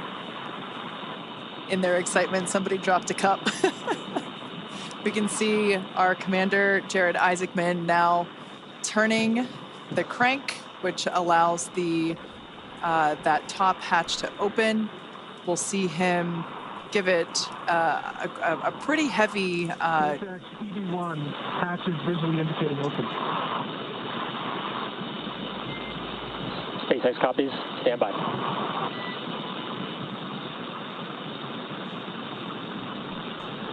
Should see him give that hatch a pretty strong jolt to release that stiction.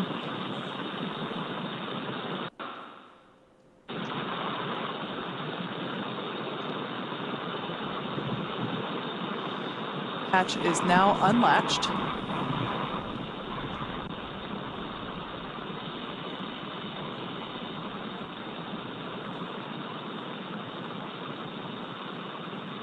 Mike talked about, you see him getting his feet set. That's right.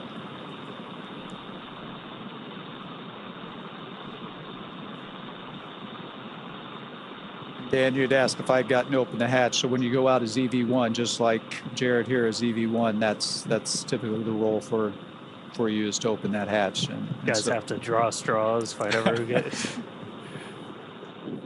It's exciting. It is. It's very exciting. Yeah. Now, for those of you that have just recently joined, as you can see, we have successfully depressurized the Dragon capsule down to 0 PSIA. You see that in the bottom left-hand side, bottom left corner of your screen. Our 4 Polaris Dawn crew members have gone through the O2 flow, and we see Commander Jared Isaacman now standing by to open that top hatch. The nose cone is already open. It opened just shortly after the crew got into orbit. So, Dragon SpaceX target pressure reached.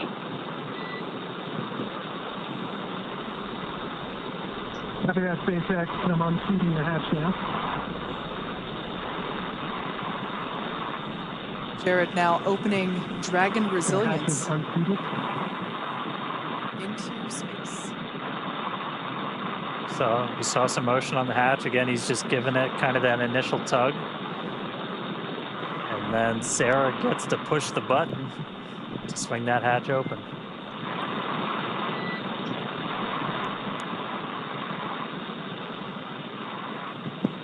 Much more movement there on the forward hatch.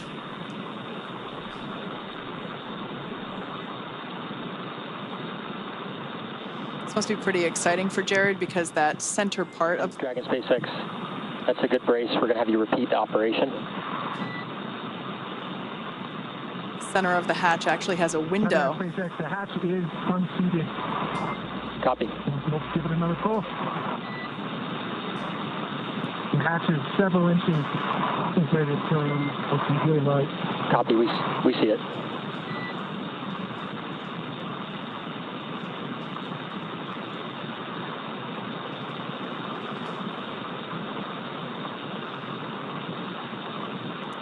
Looking out that tiny window there in the forward hatch, knowing he is going to have a much bigger window in just minutes.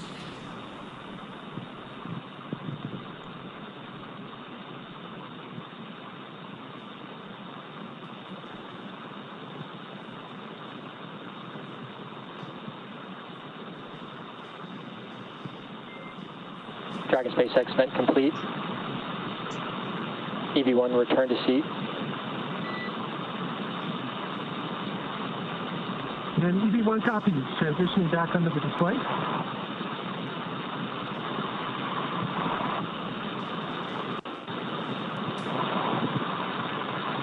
So again, one of the reasons we had Jared do that was to... Dragon SpaceX, we're actually watching that hatch. We're going to have you repeat the last operation. Sounds like they're going to have him repeat them. One of the reasons we're doing that is just to kind of vent any of that residual atmosphere. Up from under the display. And EV1, you are go for manual hatch open. Sounds like we got our first audible of the day. As we said, that we can open the hatch. Opening the hatch manually. We could open the hatch. We could open the hatch automatically, or we can do it manually. And so they just gave Jared the go to open that hatch manually. So we just went out of ground station reach, so we'll get the views back. Wow. We'll get the views back real shortly, and then the hatch and hopefully will get we'll open. see a hatch open. And hopefully we see it. Yeah, hopefully we see a hatch open. The hatch is open. SpaceX copies. Hatch open. That is fantastic news for those that... SpaceX EV1, I'm looking at the seals. Initial view looks pretty good. I don't see any bulges or indentations. Copy on hatch seal report.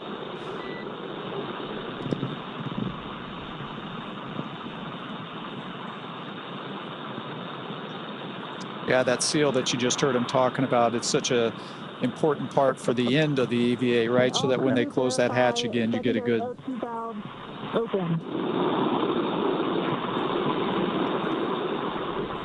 Get a good seal of the hatch.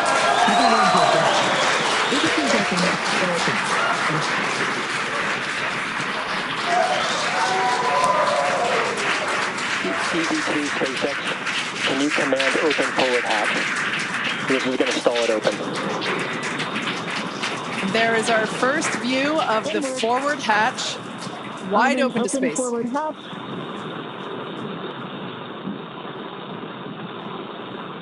Execute.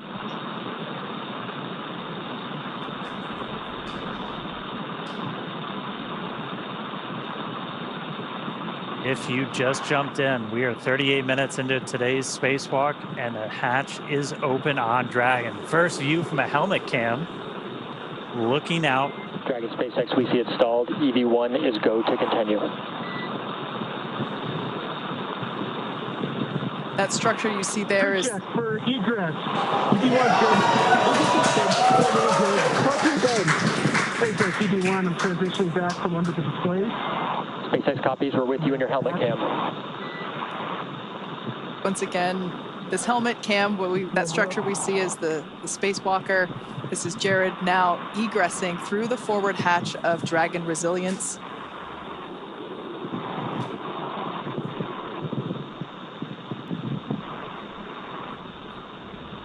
These are the first views of the first ever commercial spacewalk. I'm at the bottom of the mobility aid, progressing. I have a feeling the crowd is about to go wild. Good call. Approaching the top of the mobility aid.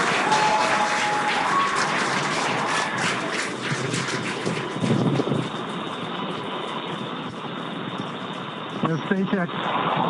Back at home, we all have a lot of work to do, but from here, Earth sure looks like a perfect world.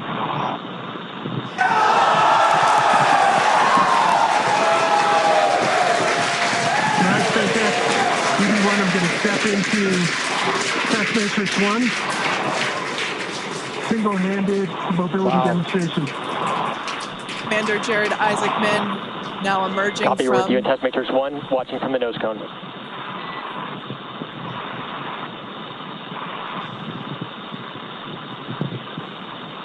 Up, down, left, and right are 3s.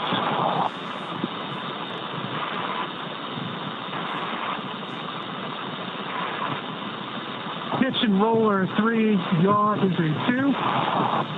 Switching. Single-handed operations are fine. Static and with dynamic disturbance. Switching to left hand.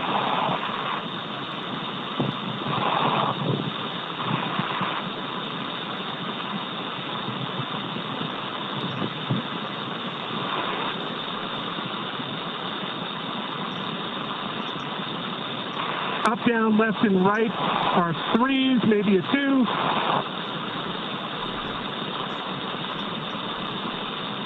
Pitch is a 4. Roll is a 2. Yaw is a 2. So these are the suit mobility checks that Jared is Single-handed performing. operations, dynamic and with disturbance are all adequate. Test Matrix 1 complete. HUD check, 5.3 PSI, 48% RH, 33.9 Celsius. SpaceX copies Test Matrix 1 and HUD readout.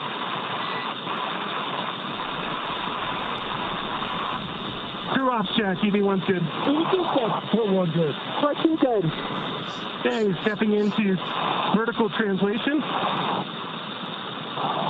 We're going to start with the horizontal bars.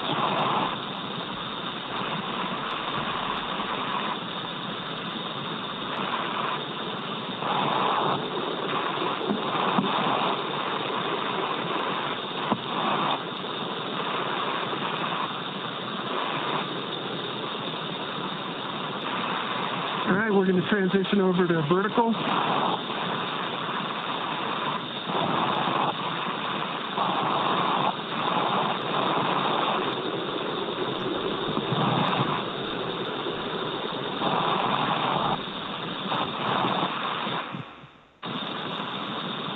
I'd say vertical and horizontal are equally workable, slightly favors horizontal. I'm going to do a max reach. Left hand's at the top of the mobility aid. At the midpoint. You have good video?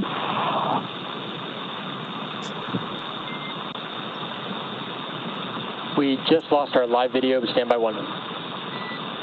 Okay, switching over to max reach, switching to.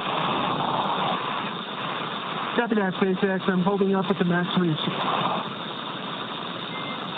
And EV1, go ahead and continue the operation. We'll let you know we're back on with live video.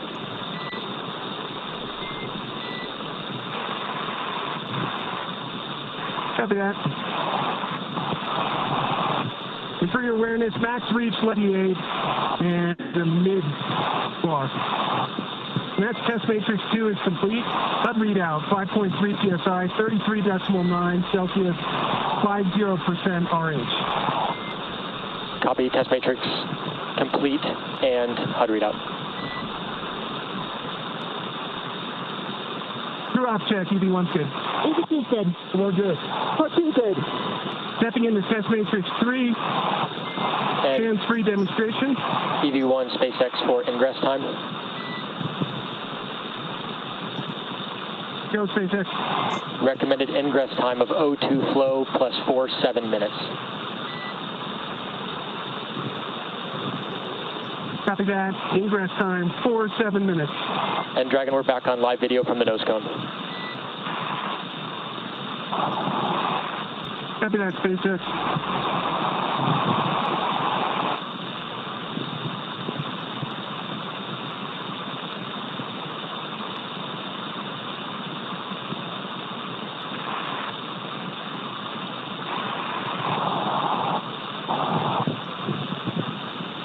and SpaceX EV1.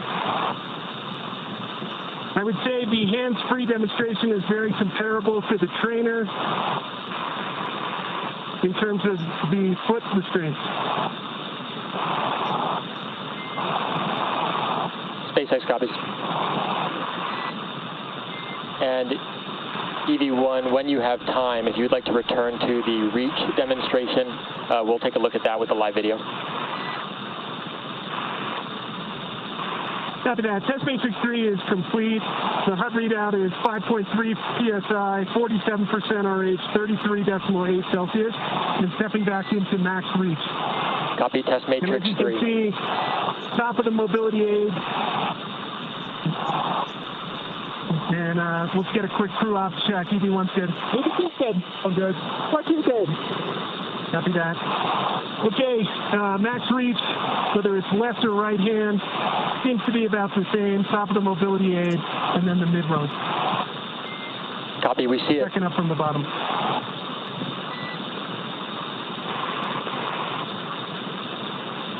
Any go back, SpaceX? Negative. We got about 1 minute until EV1 ingress. Copy that, 1 minute.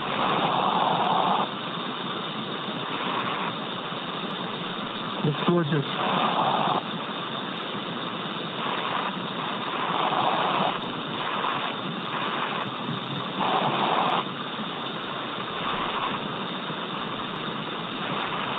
You want to see advised to get the umbilical and then right foot. EV1, we're checking out your helmet cam now.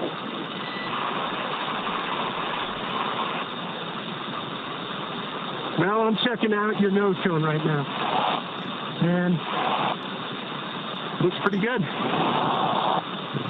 Copy, we'll return to nose cone. See you looking at us.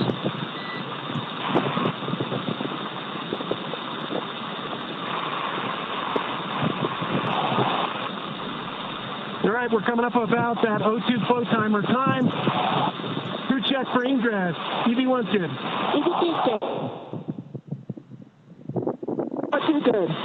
All right. SpaceX EV1. Congrats for the huge team effort that it took to get us to this point. We know it's just the start. And I'm transitioning back into the vehicle.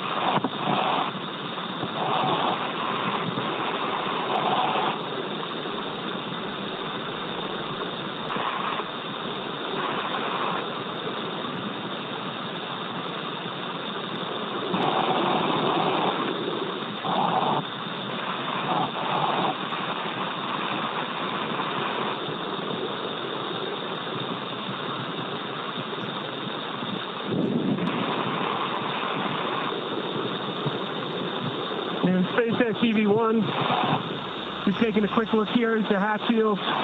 From what I can see so far, they look pretty good. Copy on the hatch seals and stand by for transition to 3-off reset.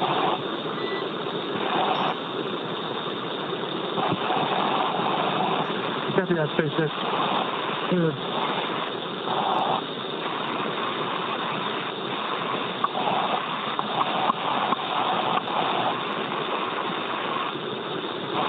And EV1 is clear.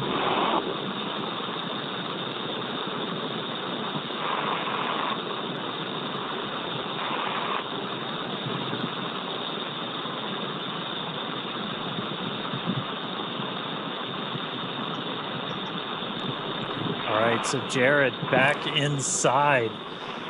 We heard him going through what's called the test matrix. It's basically just a bunch of maneuvers using different hands, using the foot mobility. 3-off reset is in progress. Calling out numbers. Right now, though, we're doing, you just heard Arthur call up 3-off reset, so we didn't use any of the forward thrusters while Jared was out there. We're re-enabling them, putting us back in our perfect attitude before Sarah gets ready to go out the door. Fun thing to note, it's still not a perfect vacuum inside a Dragon. It's an open loop system, so oxygen is kind of getting dumped into the cabin as this is going on. So you got a higher pressure in Dragon than you have outside. So we're not worried about thruster pluming. Yeah, now you mentioned Sarah, just like Jared, she will have 10 to 15 minutes outside, perform those same sets of mobility tests as Jared. Like we heard the Corps do with EV1, they will call out when there's 1 minute remaining. SpaceX, attitude reset complete. EV2, go for egress. There's Sarah's clear to proceed. Copy. Crew check for EV2 egress. EV1's good. EV2's good. What good? What two good? EV2 is going to go stand in the door and then step outside. Now this test matrix that Jared just performed and the one that Sarah's about to perform, they have both committed to memory in order to execute these. We saw it being done pretty efficiently. I can't believe how quickly that time went by. Mike, we were talking about how your spacewalks were hours and these guys only have 10 to 15 minutes and it just like that. Yeah, it can go pretty quick, and but fortunately, Skills looks good. I see a little bit of a bulge between 14 and 13.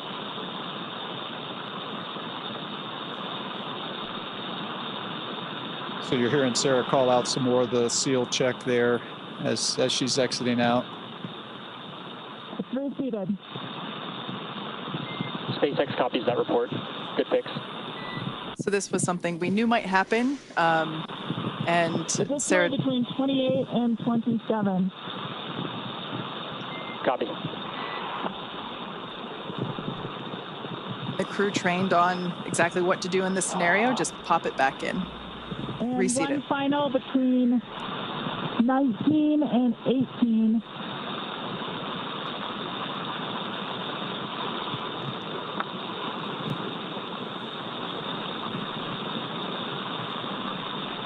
That might be best reseated with hatch closure. SpaceX copies. Can you repeat the location? After EVA complete.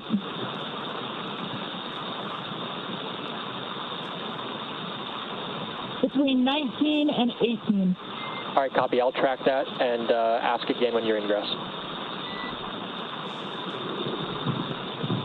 Copy. EV2 is proceeding with egress. Super exciting to see this. Our fellow SpaceXer, Sarah Gillis, now about to make her spacewalk. EV1, I'm going to hand this back to you.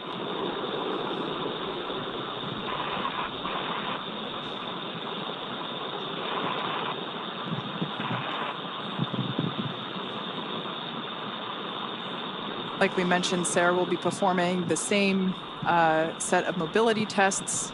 So we will do the same, try to stand by and listen to those comms.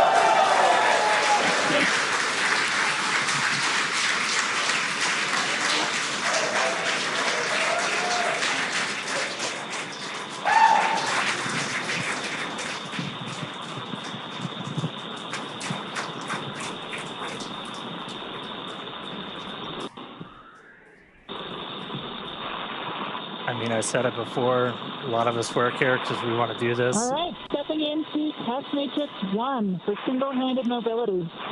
Really cool to see one of our own out there. That's awesome.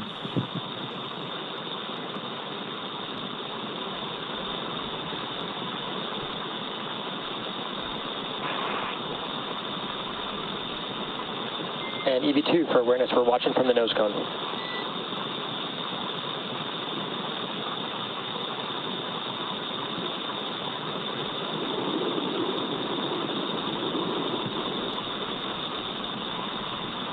And copy all.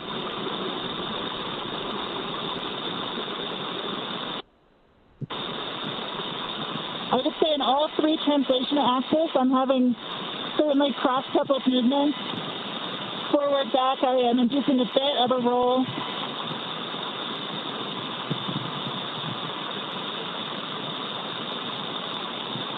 Similarly with left, right, and up, down, a bit of a kick, but all are achievable. Rating of 3.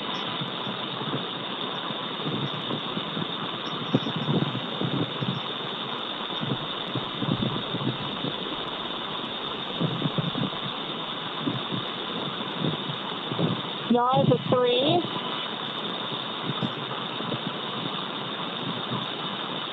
Roll is a 4. And pitch is a 3.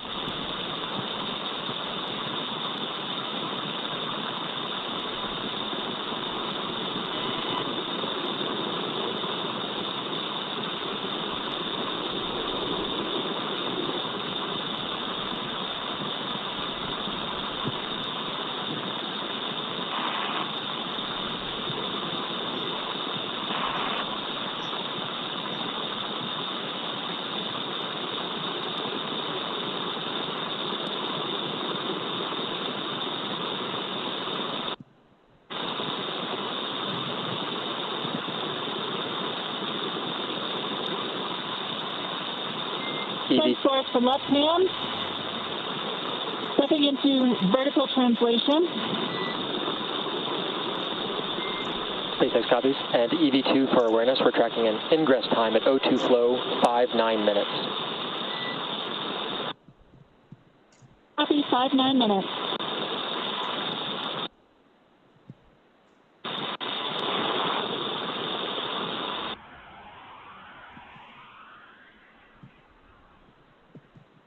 Horizontal bars are definitely preferred.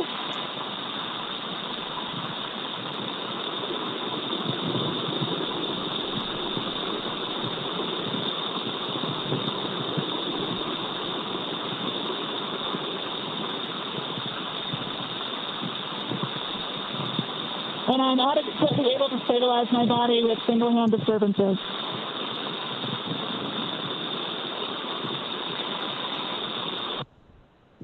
Clear for both left and right. Stepping into max reach, do you have visual? Affirm, we have visual on the nose cone. Copy from bar 4 to bar 2, from top down.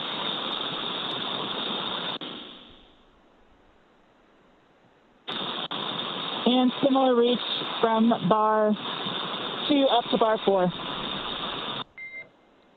SpaceX copies reach. And EVA test matrix 1 complete. Seat pressure 5.25, 33.8 Celsius, 37% humidity. SpaceX copies HUD readout and test matrix 1 complete.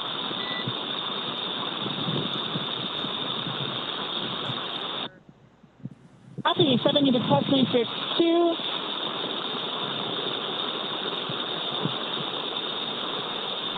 Like we mentioned before, views going in and out due to those ground station coverage gaps. Yeah, comms are some of the same. Comms are through satellites, but we've got ground stations for video on Dragon. As you can see in the tracker, we just flew over on New Zealand. We're about to go right over the middle of the Pacific. No ground stations in the middle of the Pacific. Forward are actually pretty good.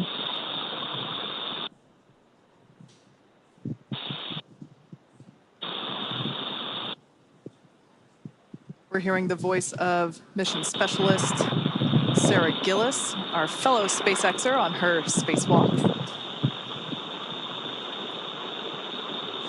She's got about a minute left, and then she's going to start heading inside. And SpaceX with a little more work, they can actually get between almost bar 1 and bar 4 on max reach. SpaceX copies.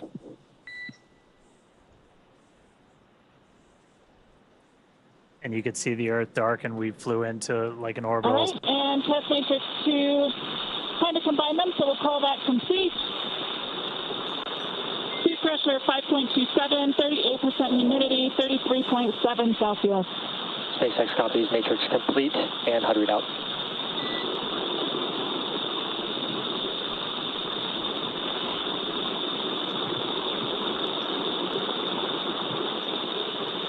Stepping into hands-free demo. I'm able to engage and disengage my feet.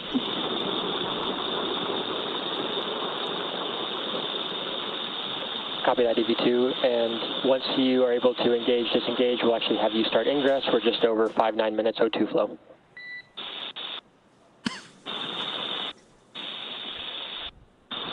Copy.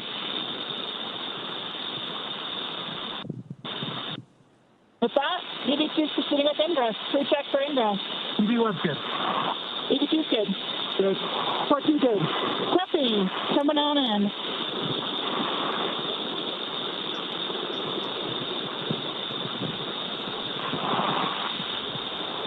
All right, and just like that, Sarah's going to start making her way in. Are clear. Check those hatch seals again. SpaceX copies on striker plates. And EV2, I have one more ask for the hatch, if you can check that out as well when ready to copy.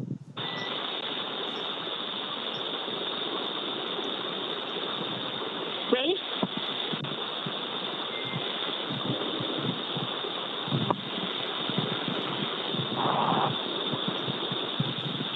And copy. Copy. And EV2, what I'll have you do is, when you ingress, can you get eyes on the hatch handle mechanism and see if the handle has been stowed in the do not stow window, and report if you can see that?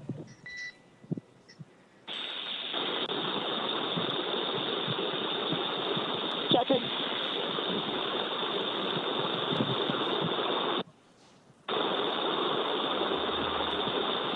I think it's just outside. Copy, just outside. Thank you. Just outside the range.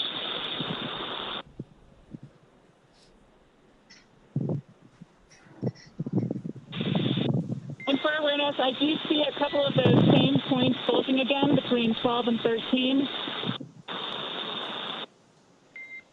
Copy, your go to address. No, mostly between 12 and 13 right now. SpaceX copies at 12. If you can, your go to address those. Copy and work.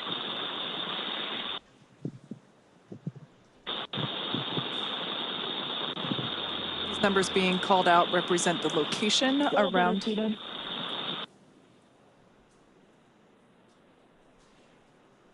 Yeah, the location around the circular hatch, just identifying where these bulges are. So Sarah's now reseating that seal. Not quite able to reach the back one, so we'll proceed with clearing for hatch closure.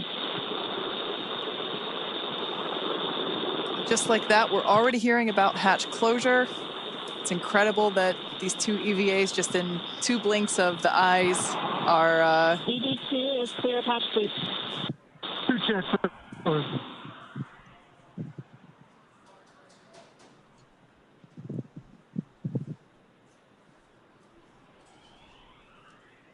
On your screen there is SpaceX Core, or Crew Operations and Resource Engineer. On duty tonight is Arthur Berrialt.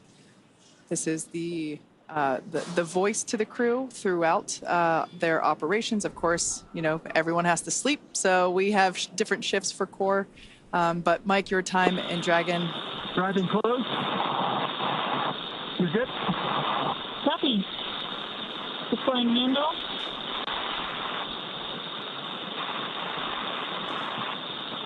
Applying force. And closing.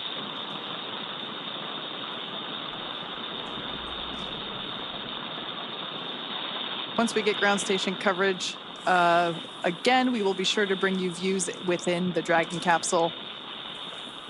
But right now, Sarah is closing the forward hatch.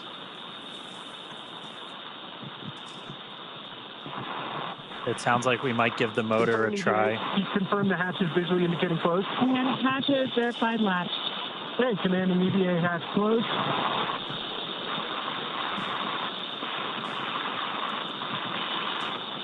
EVA hatch closed.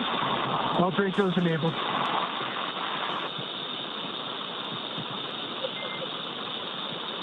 Dragon SpaceX, we see EVA hatch closed and pressure indicates good hatch seal. Stand by for transition to EVA repress 1.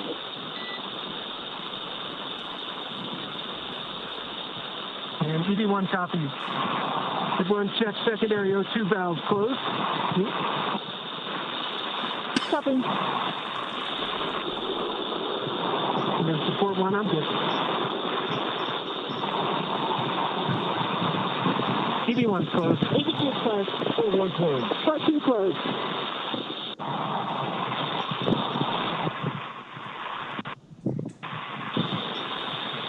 So couple of real big moments right there. Sarah was able to make sure. We're in EVA repress 1. We copy secondary flow is closed and agree. EVA repress 1. She was able to make sure that the seals were in good spot. We got the hatch closed. You can see. We're out of a half PSI for 8.3. See the pressure starting to tick up.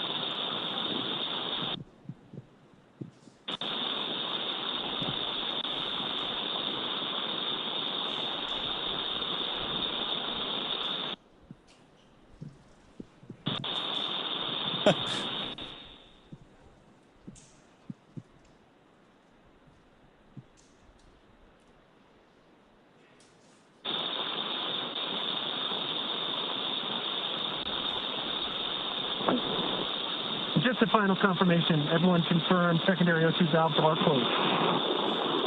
EV1's closed. EV2 closed. Forward closed. 14 closed. Copy that. And we're through 1 for 8.3. All right, so each of the crew just closed those secondary O2 valves on their umbilicals. Again, that was primarily for cooling. During the spacewalk itself, suit's still pressurized by that primary. And now we're going to start to see the pressure tick up inside of Dragon. Right after they get the hatch closed, they're able to do kind of an initial pressure check. Because again, oxygen, it's an open loop system with these suits still flowing into the cabin. You're able to see positive pressure response showing that the cabin, the hatch was closed and was sealed. We'll still do a leak check on our way kind of back up to our nominal cabin pressure. So we're going to continue ticking up until we're about 8.3 psi, and then we're going to transition into the second phase of our repress. Really the difference between repress 1, repress 2 is how frequently we're injecting atmosphere, as kind of the repress is also pretty unique with Dragon. We're repressurizing with just nitrogen right now. Which is a little bit unique. Obviously, you have nitrogen and oxygen in your atmosphere. With this, we have O2 flowing into the cabin through the suits, so we only need to add nitrogen. So we're able to just basically add a bunch of that to really start getting your pressure up. O2 continues to flow into the cabin through the suits, and we're going to continue pressurizing until we're pretty much right back at our 14. Fan 1 coming on, medium speed. Right at about our 14 or so PSI. And we're also looking at what the partial pressure of oxygen is, because we want to make sure the crew takes helmets off and everything, that plenty of oxygen in the cabin. And then we're going to change that injection rate to just help with the mixing. Is microgravity, everything's harder, everything's on hard mode, and you don't just have natural convection. So, like, I mean, space station, I think I've heard it a bunch of times, Mike, like you just constant noise of fans. That's right. Almost. Yeah, there's, you've got to continually recycle that air, and one, to help get rid of the CO2, right? Because as they're taking in that oxygen, they're breathing out the CO2, and we need to get that out of the system, which is another important reason to have that air constantly circulating. Yeah. Man, that felt really quick. It did. That was really cool to see them outside for the first time. And what they were actually doing out there is a bunch of pretty simple tests as it looked, but like this is just learning how the heck do you move, because like just moving around in microgravity is tough, right? It is tough. Dragon SpaceX, we're about 2.5 minutes from Tedra's handover. EV1 copy. Count of 3. Yeah, that movement is tough, and there is a big difference just of moving around when you're in your short sleeves like we're inside the capsule, and when you put on that spacesuit, it's much more challenging to move around with that on. Yeah, and what they were really doing was just kind of like you put your hand on Skywalker, and then you're changing your pitch, you're doing translation up and down and everything. And then the one that I think is kind of cool is max reach, because like just going like that is, not easy. Yeah, and I think one of the other things I thought was interesting is you heard, I think it was Sarah, talk about the horizontal rail versus the vertical and how much easier that was for her to grab onto or utilize versus the vertical one. So simple things like that for us, not a big deal. Yeah. But out there in the vacuum and in the microgravity environment, it does become a much bigger deal. And you and Dan and I, we've never been in space, so we certainly appreciate all of your expertise that you'd be able to share with us throughout this morning's operations and contributing your 2 cents. Yeah, no, thank you. It was great to be here. Just an incredible moment, not only for the Polaris Dawn, for all of SpaceX, and really for humanity, because it's just one of those small steps that's taken us that much closer to being that interplanetary species. So thank you very much for having me around. Our pleasure. You're welcome back anytime. Excellent. All right. Good to see you, Hopper. Yeah. Thanks. Bye-bye.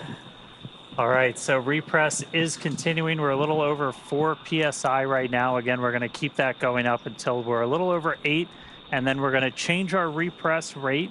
We're basically just going to be injecting nitrogen for shorter periods of time. That's just going to help that atmosphere mix as we get the crew kind of back up to their normal cabin atmosphere that they haven't actually been at for the last couple of days, because we started this whole process like right after we got on orbit. Yeah, it was almost like we launched them and gave them 2 seconds to acclimate and enjoy their cute 0G indicator, and immediately stepped into the pre-breathe in order to prepare for today's activity.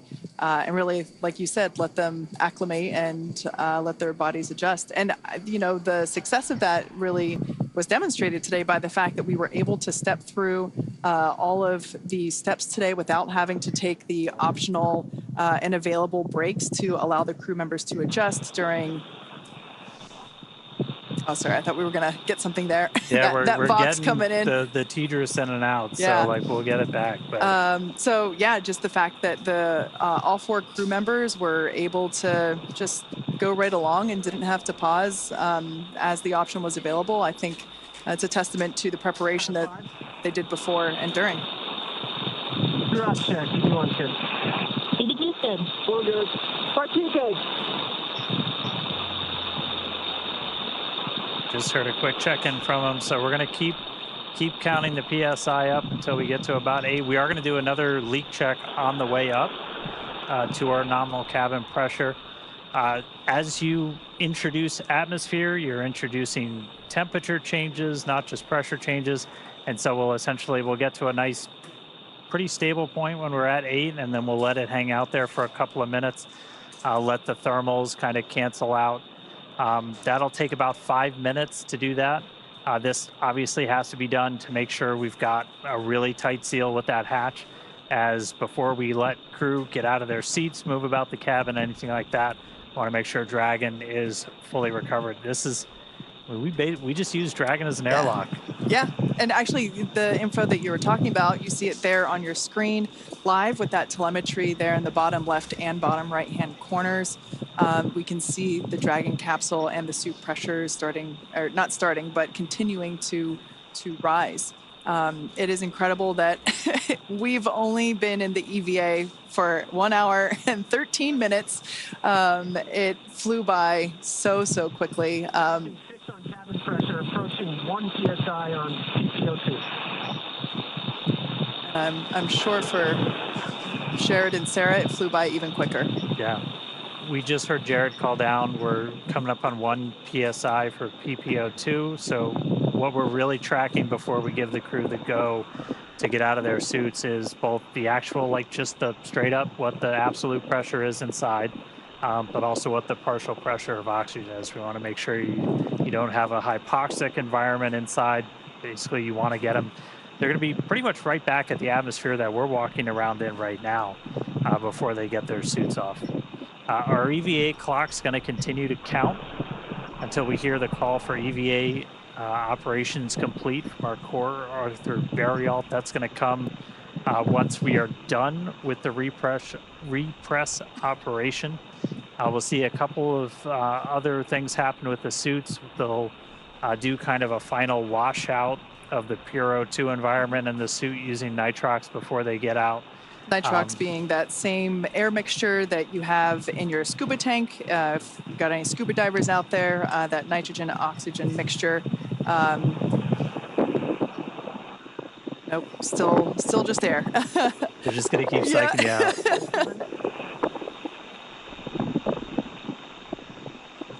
Should hopefully be getting video back from ground stations. SpaceX, passing 7. Stand by for transition to repress 2 at 8.3.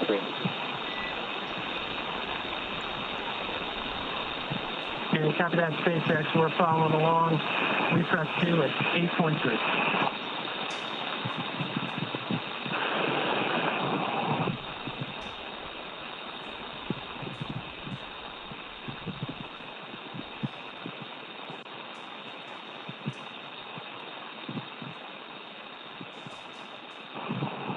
Yeah, so once we transition to repress 2, once we're at about 8.3 psi, we'll stay there for about 2 minutes.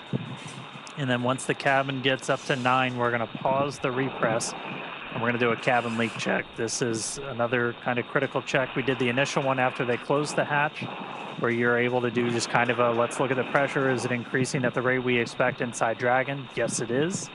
And so we were able to confirm that seals and everything looked good. We're going to do another leak check now that we've got more pressure inside Dragon, just to really make sure that we've got a good seal on that hatch before we finish the operation. Coming up on 8.3. We should be hopefully just about a minute and a half or so away from ground station, so might get those views back inside of Dragon.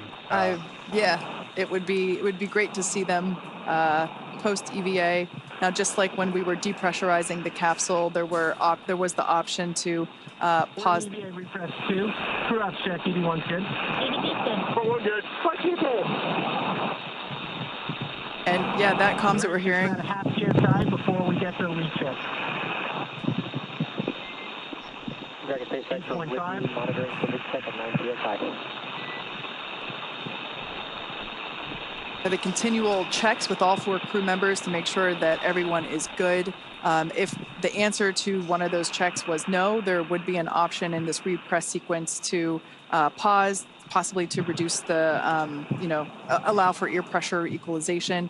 But again, just like the way that we depressurized, now this repress, it seems to be going really smoothly. Yeah, we're just about at 9. I'm going to say we're almost there, and then it's going to tick up. But we're going to pause at 9. We're going to do another cabin leak check. So we should hear that momentarily. All right, we're in EVA repress 2. Stop.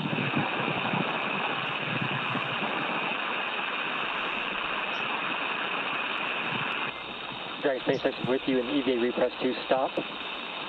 Waiting 5 minutes for thermal stabilization. We're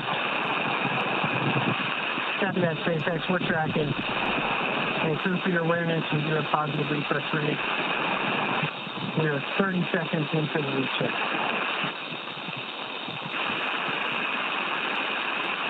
Like we mentioned earlier, right now this repress is being done with nitrogen.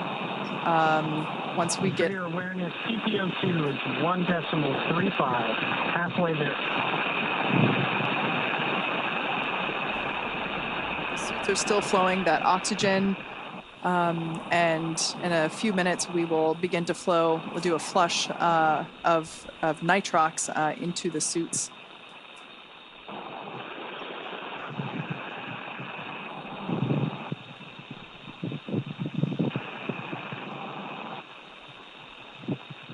All right, we got our views back. There they are. It's a little sad to see that forward hatch closed again. It's got to be really hard when they tell you it's time to go back in. Yeah. Just one more minute. Yep. It reminds me of when I was a kid swimming in the pool. You know, time to get out. Just one more minute. I mean, it speaks to the professionalism for Jared, for Sarah, for the whole crew, really. Like that's got to be, this is something they've been training for years, and it's got to be really hard not to go for those, that extra 30 seconds. But they're true professionals. Yep, they know there's a timeline. We're 2 minutes into this 8-minute leak check. Crew ops check. Everyone's good. We're good. What you good? TPO2 just passed 1.5.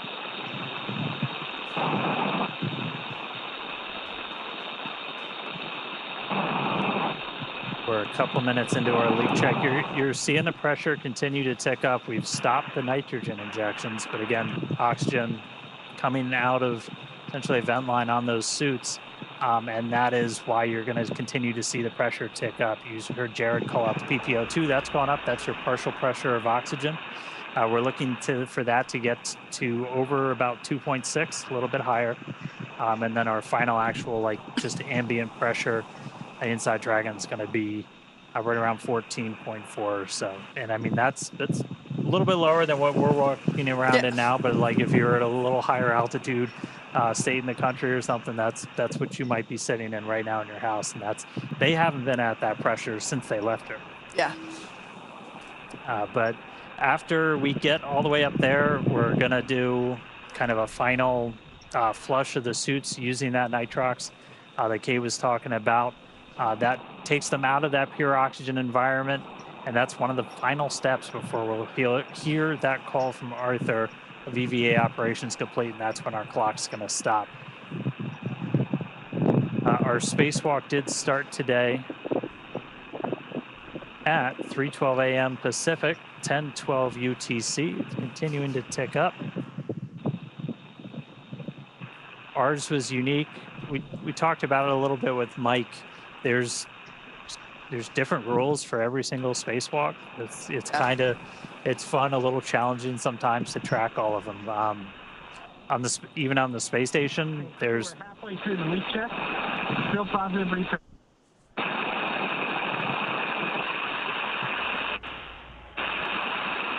we're about halfway through the leak check, so we got about 4-ish minutes left.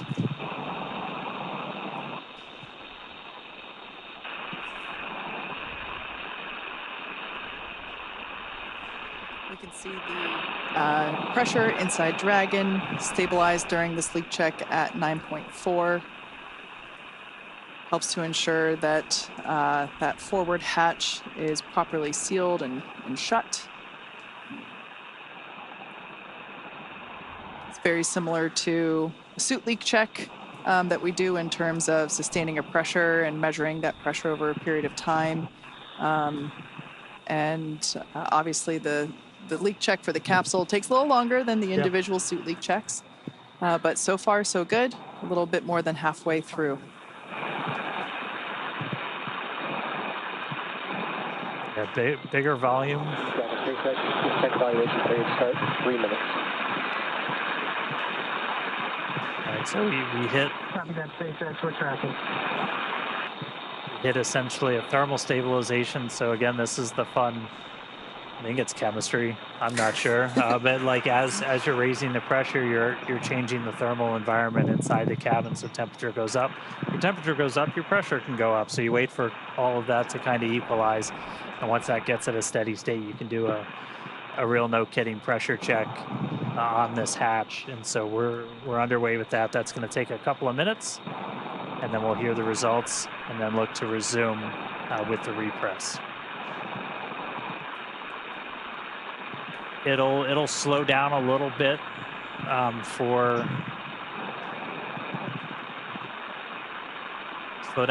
for the remaining of the repress. Kind of going in reverse. When we did the depress, that initial, a lot of that atmosphere was flowing over, and once we got down low, it started to slow.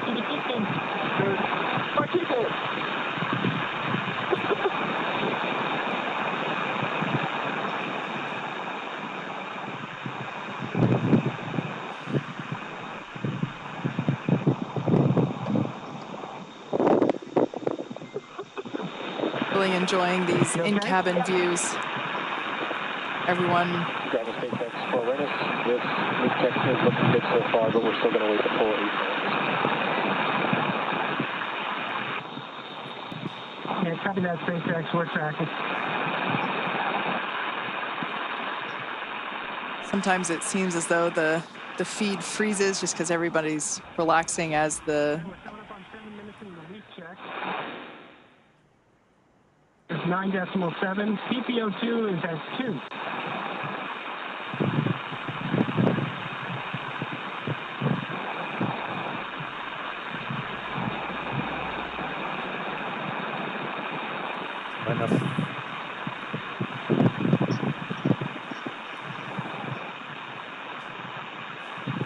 final minute of our leak check. Reports from the ground, everything's still looking good.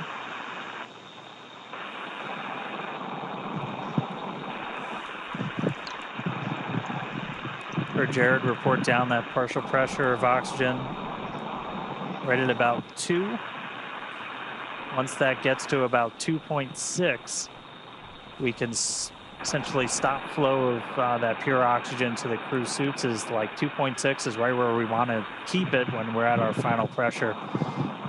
Dragon SpaceX, successful leak check. Stand by to restart or repress.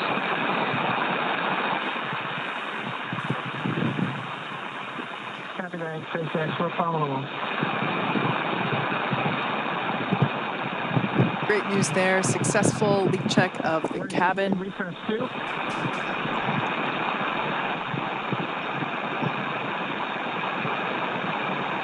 All right, crew, we're in EVA repress 2. As a reminder, EVA repress 2 will complete when either PPO2 reaches 2.62 or cabin reaches 1 atmosphere.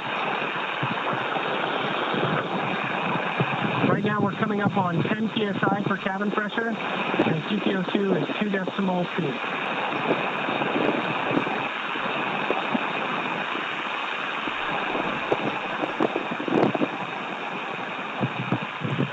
It's a really good explainer there from Jared. Again, those are the values we're looking at. We're seeing the PPO2, that partial pressure of oxygen, continue to tick up. Once that gets to about 2.62, we're going to be done flowing that pure oxygen to the suits of the crew.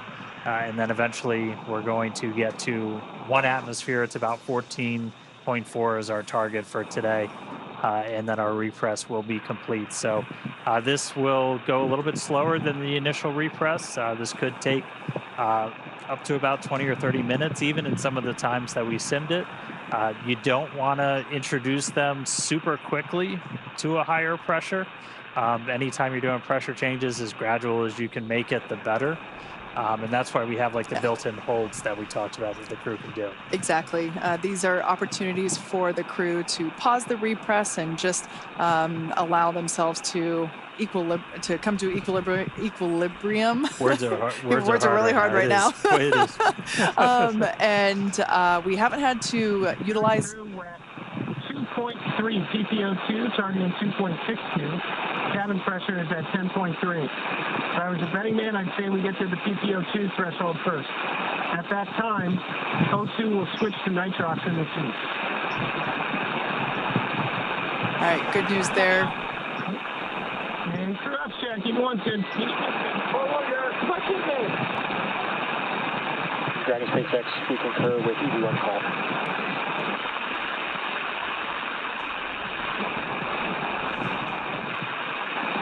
Continuing to repress the cabin. We had a successful leak check, and you can follow along with the repress along with the data there at the bottom of your screen. As Jared said, we are targeting about 14 psia for cabin pressure, or when cabin PPO2, that partial pressure for O2, reaches about 2.6. So we are continuing to progress pretty well. 2.4. Cabin's 10.55. However, as Dan just said, this portion of the repress could take up to 30 minutes, just so that we're allowing the crew to acclimate along with the capsule. Really cool day so far. It was awesome to see them, out there going through the test matrix. Like, we only got to talk about it a little bit, but just some of the different tests that they were doing while they're out there. This is like fundamental. How do you do a spacewalk? Well, first of all, you use your hands a lot. And how are you going to be able to move around? This is the first time we've ever had the suit in that environment crew. And so they had basically a checklist of like, these are the things you're going to do. It was, use one hand and wave the other one around and see how well you can stabilize yourself. And then rate that activity on a scale of 1 to 5 and report it back to. We could hear that a little bit in the activity of, okay, I'm doing this thing. Here's the functionality of that test. Yep. Yeah, and then doing doing the reach test, doing the up and down, and they did it at the very end. You saw Jared go hands-free for a second, and that was we had a foot restraint in Skywalker as well. If you've ever watched a spacewalk in the space station, you've seen astronauts in the robotic arm getting flown around with just their feet strapped in. That's a pretty critical tool when you're working in microgravity, because otherwise, you know, you go to swing the hammer and like it swings back at you. So you need something to kind of brace yourself, and a foot restraint can be really important. Yeah.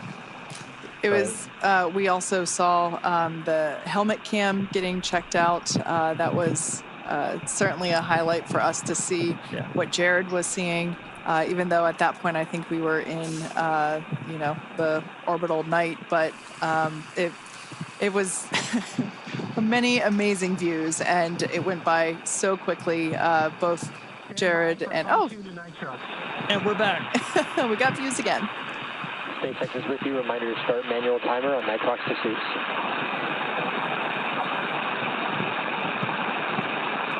Got that, SpaceX. We're standing by.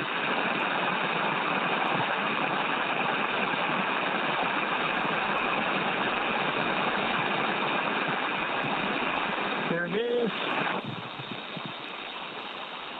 Clock started.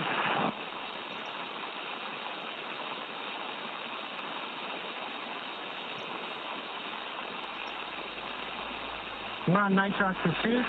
Cabin TPO2 is 2.16.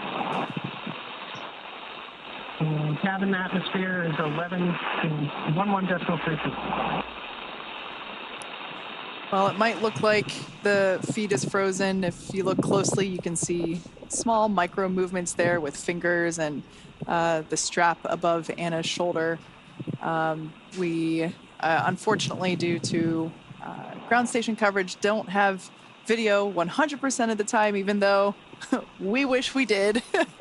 That would be great. But we can see that Jared and Sarah are not strapped into their seats, of course, because they performed their EVAs, or their spacewalks, extravehicular activities, where Anna and Kid remained in their seats, the window seats, so we can see their safety harnesses still strapped in there.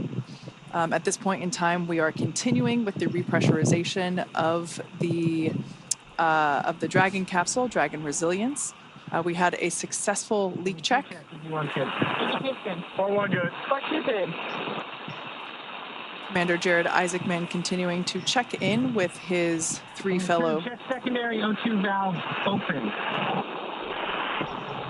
EV1's open. EV2's open. 4-1 open. 4-1 open. 4-2 open.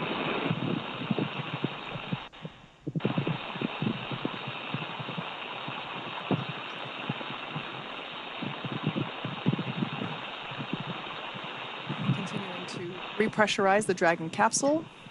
We're targeting about 14.1 psia for the Dragon pressure, which is the telemetry readout in the far bottom left corner of your screen.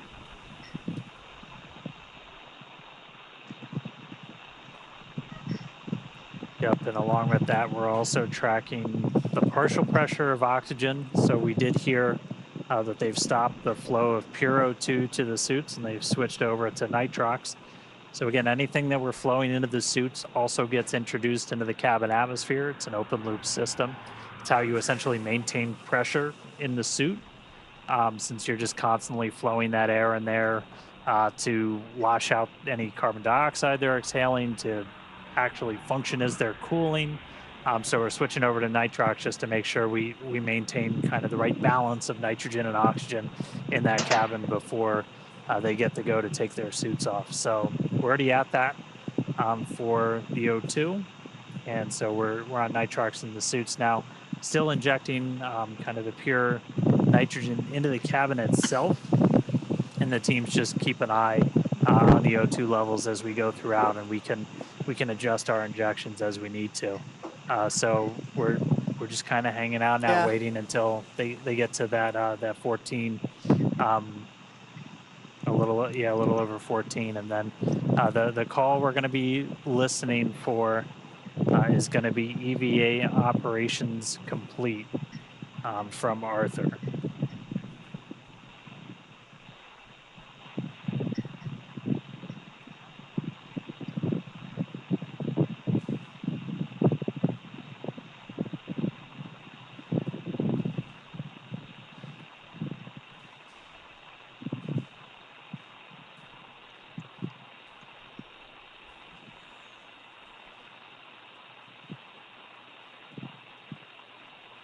We're 4 minutes into the O2 walkout.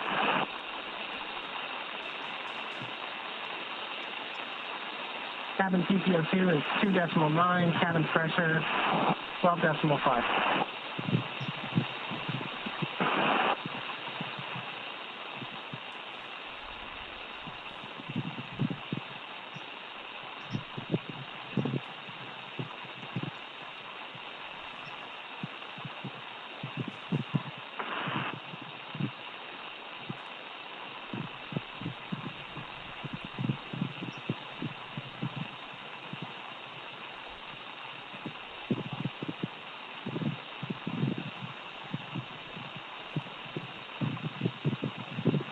See the Polaris Dawn crew continuing as we continuing to monitor the repress of the Dragon capsule.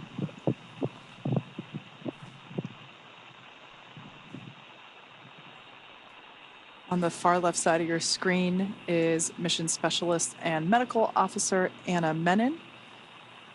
To her left, or our right, is Mission Specialist Sarah Gillis. Both of these wonderful women are our fellow SpaceX employees. So incredible to see them in space doing amazing things. Yeah, and seeing Sarah get to poke her head outside Dragon, that was, I mean, both of them have trained astronauts. They've basically gotten people ready to go do this, and it's got to just be really special to get up there and do it themselves. Incredibly. And then to the right of Sarah was Commander Jared Isaacman, who was the who performed the first EV operation, or excuse me, EVA operation. So Jared went first, and then Sarah after him. And then on the far right-hand side of the capsule, so not this photo, but the live view inside, was Scott Poteet, prefers to go by his call sign Kid. He had the other window seat. Now, if you tuned into the launch phase of Polaris Dawn, you might recall that Scott... Period.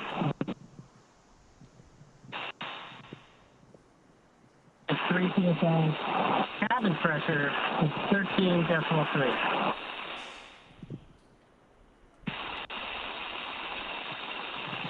Scott is actually our Polaris Dawn pilot, so in order to enable EVA operations, he and Sarah had to swap seats. So Sarah has been keeping the pilot seat warm for Kid.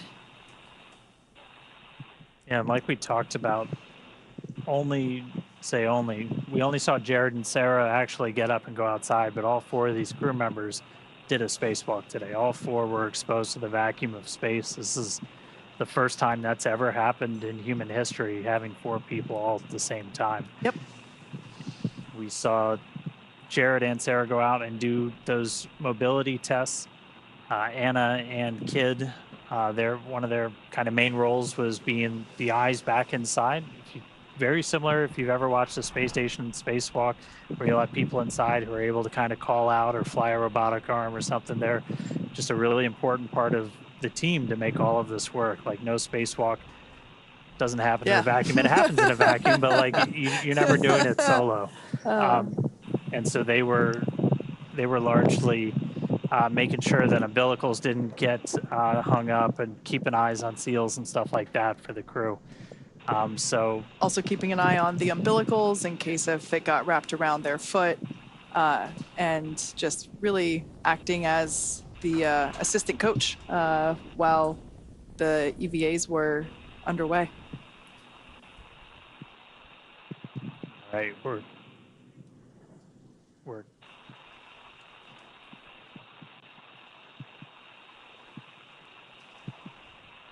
coming up on 14 PSI. Again, we're already at the oxygen levels in the cabin that we'd look for. And so now we're just waiting until we get to that final pressure. Technically, the EVA is still underway. That's right. We have not yet heard the call out, EVA complete. That will be coming after we get confirmation that the repress. We're 9 minutes into the O2 washout. Less than 4 minutes remaining.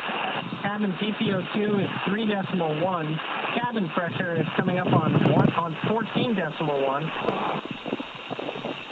I want to review a few things. So when the timer reaches 13 minutes, we're going to shut down the nitrox flow suits. Then we're going to close secondary O2 valves, and then you can use your manual vent valve into the plate. When your visors, do not disconnect them though. How copy? One's good. Engine's good. Far too good. Dragon SpaceX, we are less than 2 minutes from a teacher's handover. But copy your call and plan, we concur. So that was Jared just reminding the rest of the crew that when the timer hits 13 minutes, the order of operations, they have that manual valve there, and this is something that we've seen all morning is continual check-ins. EVA repress is complete, continuing suit washout. Copy that, SpaceX.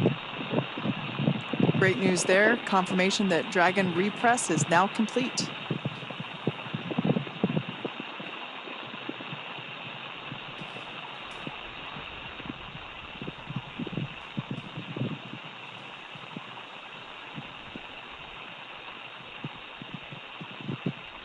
So right now we're just waiting for that final, we call it the O2 washout. So again, we've been using nitrox instead of the pure oxygen into those suits.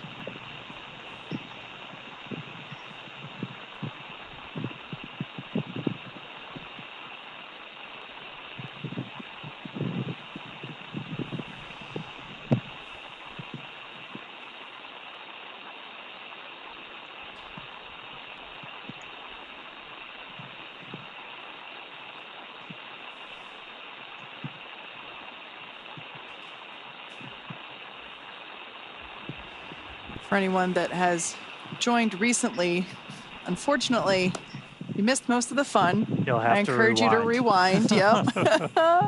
Go back about an hour. We have had successful completion of both Jared and Sarah's spacewalks. We saw them move through their test matrix and perform the suit mobility tests and the testing of the Skywalker mobility aid located at the top of the Dragon capsule. 1 minute to go.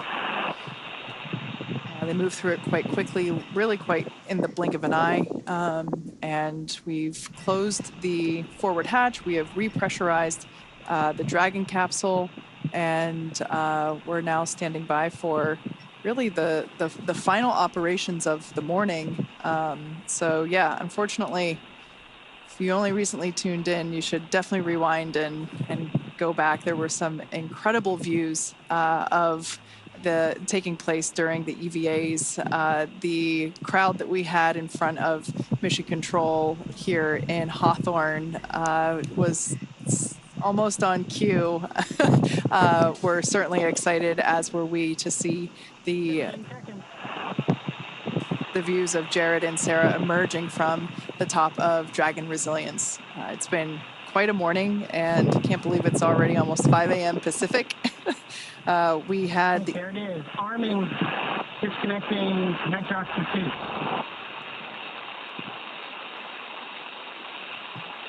And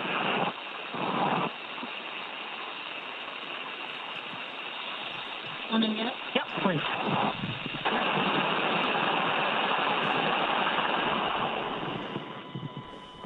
All right, check secondary O2 valves closed. EV1's closed. EV2's closed. 4-1 closed. 4-2 closed. All right, you're going to manually vent down.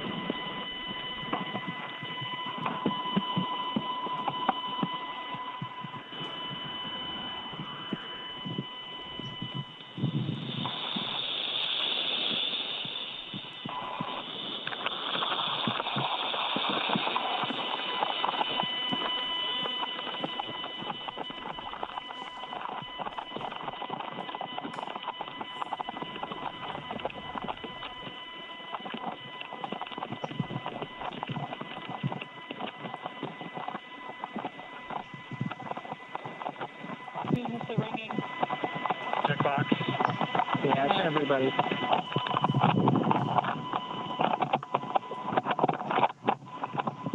Whew. Smell that. Space.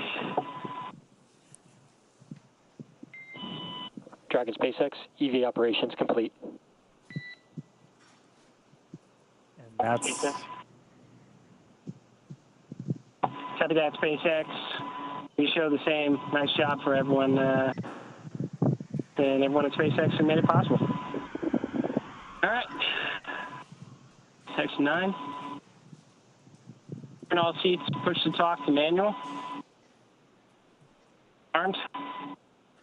Execute. Space.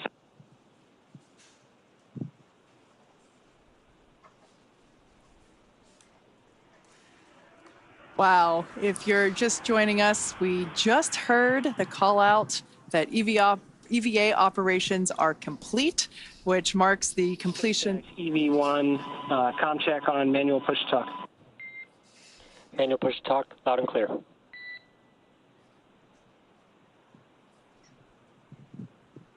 right, that's the crew just switching off from. We have you loud and clear.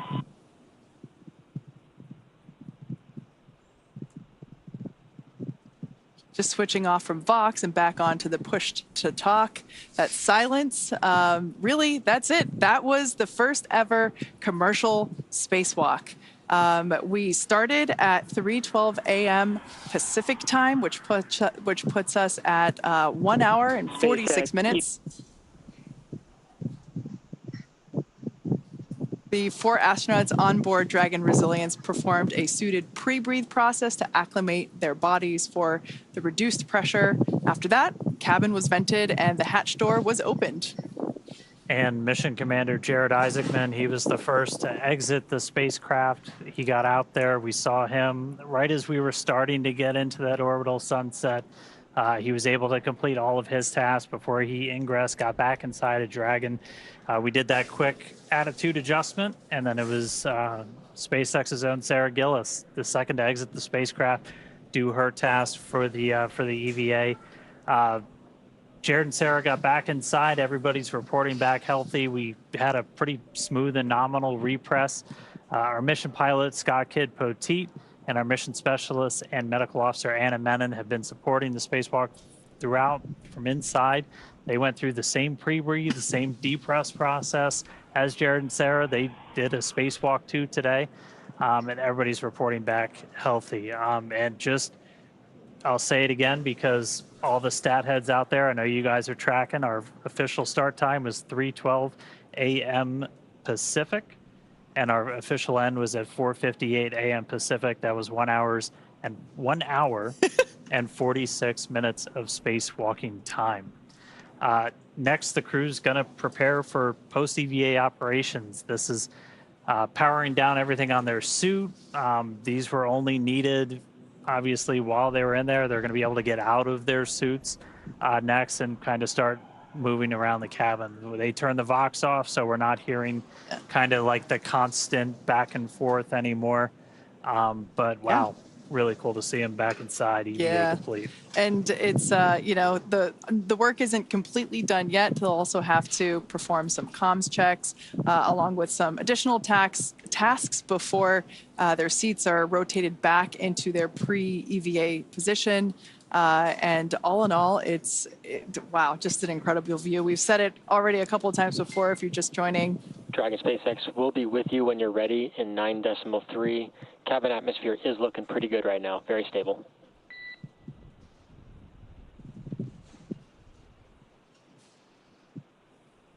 Yeah, copy that, SpaceX, and we are ready for your seat rotation. SpaceX All copies, right, report when that initiating. is incredible news. Okay, we're moving into seat rotation, so again, after that, the crew will be able to get out of their suits, and that'll be the end of just a really successful day. Hour and 46 minutes of spacewalking today. So the Polaris Dawn crew, they're back in their seats inside Dragon, completed a successful spacewalk, the first ever from Dragon. A massive congratulations to the crew, all the teams at SpaceX who made this possible. This was spacewalks are hard, and this was an incredible amount of work over years to get ready. Special thanks to Mike Hopper for being here with us today, sharing some great insights. Always good to have somebody who's done the thing to help you explain what's happening. That was awesome. Not only having done EVAs himself, but also he's a Dragon rider. He commanded the Crew 1 mission, so it was great to have him. Now, Polaris Dawn is the first mission in the Polaris program that will demonstrate new technologies, conduct extensive research, and ultimately culminate in a flight of SpaceX's Starship with humans on board. All of this while continuing to raise funds and awareness for important causes here on Earth. Now, you can learn more about the program at polarisprogram.com. This has been an incredible mission. On day 2, Dragon went to its high apogee point, the highest point in its orbit, more than 1,400 kilometers. That's higher than any Dragon mission to date. This is the farthest from Earth anybody has been since Apollo, and in over 50 years, since 1972. And then today, the Crew, first civilians to perform an EVA in space, first one in Dragon. Yeah, and the Crew also the first to test Starlink laser-based communications in space. Excuse me, I got too excited. And of course, we'll also be back to bring you live coverage of Splashdown, which we are hoping to have in a couple of days, obviously weather dependent. But you can stay on top of all of the SpaceX updates by following us on X. Thank you for watching, and we'll see you back here real soon.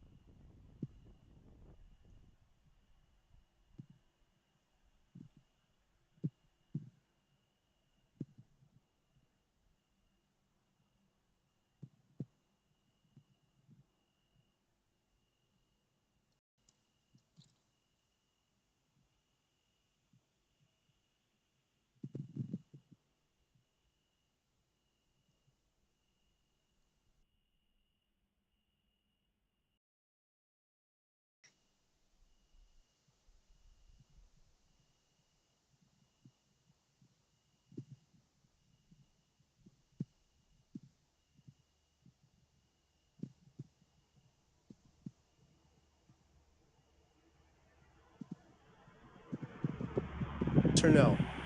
Was there ever a moment where the Secret Service actually considered pausing the rally?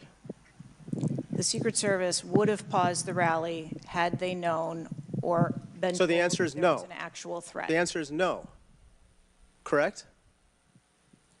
I can speak to you in generalities. No, I don't want generalities. I want all specifics. of the communications. The answer is no. You did not consider pausing the rally, correct?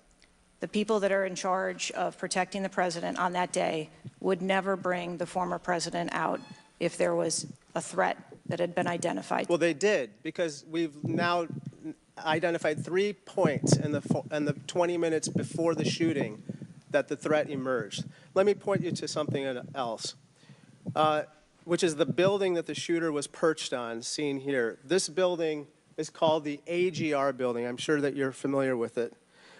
It's no more than 150 yards from the stage where Donald Trump stood, yet the security perimeter was drawn such that the AGR building was placed outside of it. Director Cheadle, according to the Washington Post, the AR-15 styled rifle used in the shooting had a range of 400 to 600 yards, and therefore the AGR building was clearly within rifle range of the stage, correct? Yes. NBC News has reported that in the days before the rally, the Secret Service had identified the building as a vulnerability that required special attention, correct? That's reporting from NBC? Yes.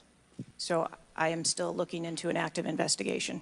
I know, but it's been 9 days. I mean, you should know that, right?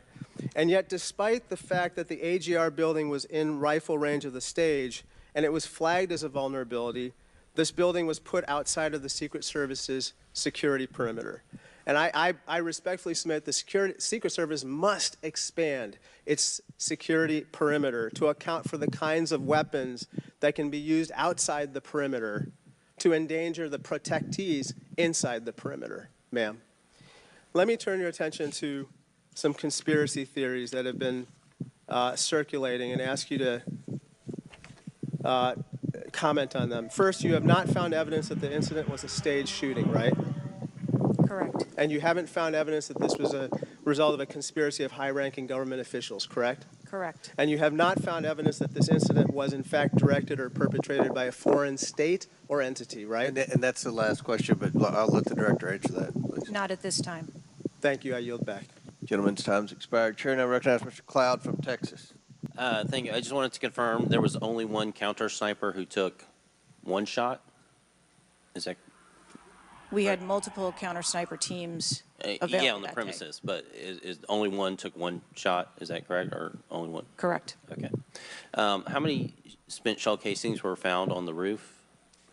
Again, I would have to defer you to the FBI's criminal investigation. Okay. Word is that the car was rigged with explosives. Again, sir, I'd have to defer you to the FBI's investigation. Okay. You're not curious about, you don't communicate with them? No. Okay. CNN reported that the Secret Service did not sweep the building. The shooter was used to shoot President Trump and other attendees. Is that true or false? So we are conducting a mission insurance investigation and will depend on the information that we obtain from our investigations. Okay. The Secret Service knew there was a suspicious person anywhere from 8 minutes before President walked on stage to 30 to 60 minutes. We have different reports. Was President Trump or his team notified of the threat? I think there's a difference and a distinction between suspicious person and threat. Yeah. So we are going back and looking at communications to know when the information about a suspicious person was passed to Secret Service personnel. Okay, but was President Trump or his team notified? Again, we are going back and looking to make sure that we have the exact information of when those notifications were made and who those notifications were made to. Okay. I think it's troubling for a lot of us that the number one question everyone in America is wondering is why was the roof left open? And after 9 days, we should at least maybe have a little bit of that information. And when you come to this committee hearing and you don't have anything to say about that, it's very, very troubling. Did you review the security plan for this event? There's no war so hateful as a war between kin, and no war so bloody as a war between dragons. The Crown will pursue victory. at any cost. We march on King's Landing and take the throne. My uncle is a challenge I welcome, if he dares face me. You feel what I've begun?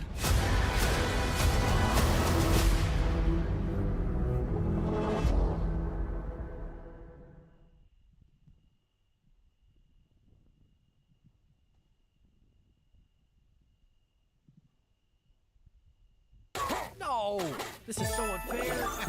Oh, this guy's so lucky. I have to work harder. Oh, I'm so mad.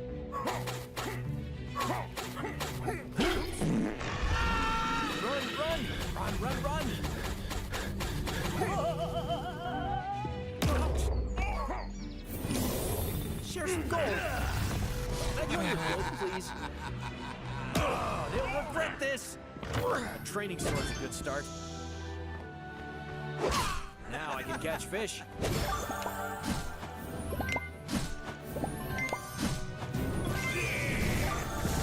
What? My level's still not good enough? Come on, come on, come on. Lucky, hidden treasury. Wow, SSR Thunder God's armor set.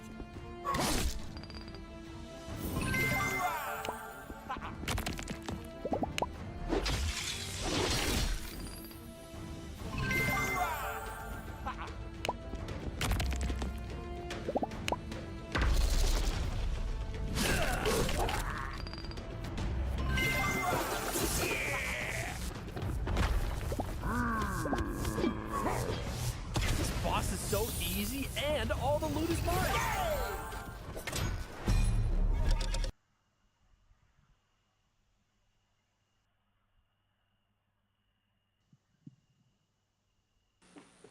I personally do not review security plans for events that take place across the country. Any of them? We have a number of events that take place. Who's the top level official who reviews the security plans? There's a number of people that review security plans. Who's ultimately responsible for signing off on a security plan? It's a conjunction of personnel. There are people on the ground, there are supervisors on the detail, there are people at headquarters. So there's not one person who says, okay, this is good, it's copacetic, we're going for it? I think much in the way that we build our security plans, where they are multi-layered. No doubt there's teams working different aspects of it, but ultimately, isn't there an individual who signs off on the plan? Much like how we design our security plans, they're multi-layered, there are multiple layers. So there's no accountability? There is accountability, sir. This is whether it's the FBI or Fauci or anything, it's time after time after time, these multiple layers of accountability turn into layers of plausible deniability in agency after agency after agency. That's got to be fixed, because you keep coming here and expecting, yes, you're saying I'm responsible, and you're accountable for it, but then there's nothing. What do you mean by that? I mean, you're saying you're going to keep your job, right? I assure you, sir, that if we determine through the course of our investigation that someone or people need to be held accountable, we will do so. What level of, if President Biden, God forbid, had been shot and killed, would you think that was worthy of resignation? I would do the same thing that I'm doing here, where I would want to make sure that we are conducting an investigation, that there is continuity in that investigation, and that we could find the answers to what happened. You do not think the assassination of somebody under your detail is worthy of resignation? I think that this event was tragic and deserves answers. The thing that you've said so far is that you want to make sure that this never happens again. The thing is, everyone in America knows that's not the job description that you're tasked with. The job description you're tasked with is to make sure it never happens, period. One of your goals in the strategic plan is to champion diversity, equity, inclusion, and accessibility. You've accomplished the accessibility part. What standards, do you keep the same standards for all applicants and all, or does every Secret Service agent meet the same qualifications, or do you have different standards for different people? Yes, sir. Everyone who moves through the application process has to meet the same standards to become a special agent. Okay. The trouble I think we're having with right now, so far, you gave a lame excuse for sloped roof. You said that local law enforcement's job was to cover up the building before backtracking on that. We were told that President Trump's team did not ask for security before you backtracked on that. You haven't provided the audio recording that this committee, the chairman, requested that was due Thursday. You didn't give us an advanced copy of your opening statement, but yet there was reporting on it somewhere else. There seems to be more information from YouTube videos than you're able to provide for us, and it begs the question to anyone, you're in charge of the investigation of your own failure. So how is anybody in America supposed to be able to trust the results of that investigation as being anything transparent and genuine? That's the last question, but please feel free to answer the question, Director. Sir, I've been a Secret Service agent for nearly 30 years. I have led with integrity, and I follow our core values of duty, justice, honor, loyalty, and courage. And I am doing that in this case, and I assure this committee that I will provide answers when we have a full and complete report, in addition to cooperating with all of the other investigations that are ongoing. Chair now recognizes Mr. Khanna from California. Thank you, Mr. Chair. I want to thank the chair and the ranking member for convening this hearing on a bipartisan basis. I join them in condemning the horrific assassination attempt on the former president. I am relieved for the sake of the country that he wasn't seriously hurt and that he survived, and my thoughts with him and his family during such a traumatic event. I also want to express condolences to Corey Comprator's family and recognize his heroism in saving his daughter's lives, and to the victims of that awful event. Now, Director Shadle, would you agree that this is the most serious security lapse since President Reagan was shot in 1981 of the Secret Service? Yes, sir, I would. And, do you know what Stuart Knight did when he was in charge at the time of the Secret Service? Do you know what he did afterwards? He remained on duty. He resigned. He resigned. And Stuart Knight was not a Democratic appointee or a Republican appointee. Look, I'm not questioning your judgment. I just don't think this is partisan. If you have an assassination attempt on a president, a former president, or a candidate, you need to resign. That's what Stuart Knight did. He was a Republican appointee, and he took responsibility. And I think you need to reflect. This is not a question of you. It's a question of the American people. You cannot go leading a Secret Service agency when there is an assassination attempt on a presidential candidate. I would say that about anyone who is running. And so I guess my question to you is, what's the difference between your position and what Stuart Knight did?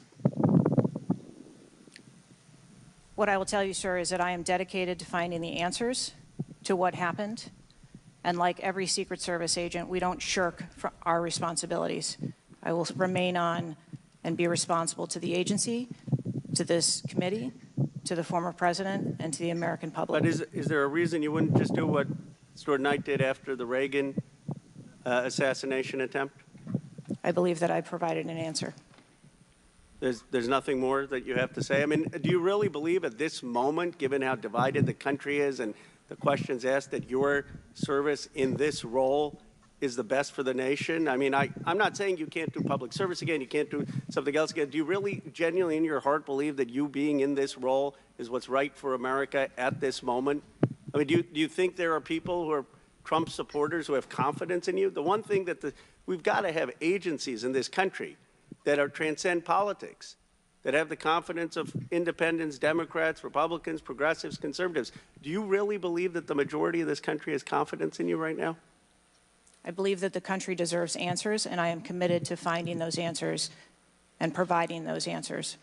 Well, look, I believe, Director Shittle, that you should resign. I think there are colleagues on both sides of the aisle who believe that, and I hope you'll consider it. I yield back.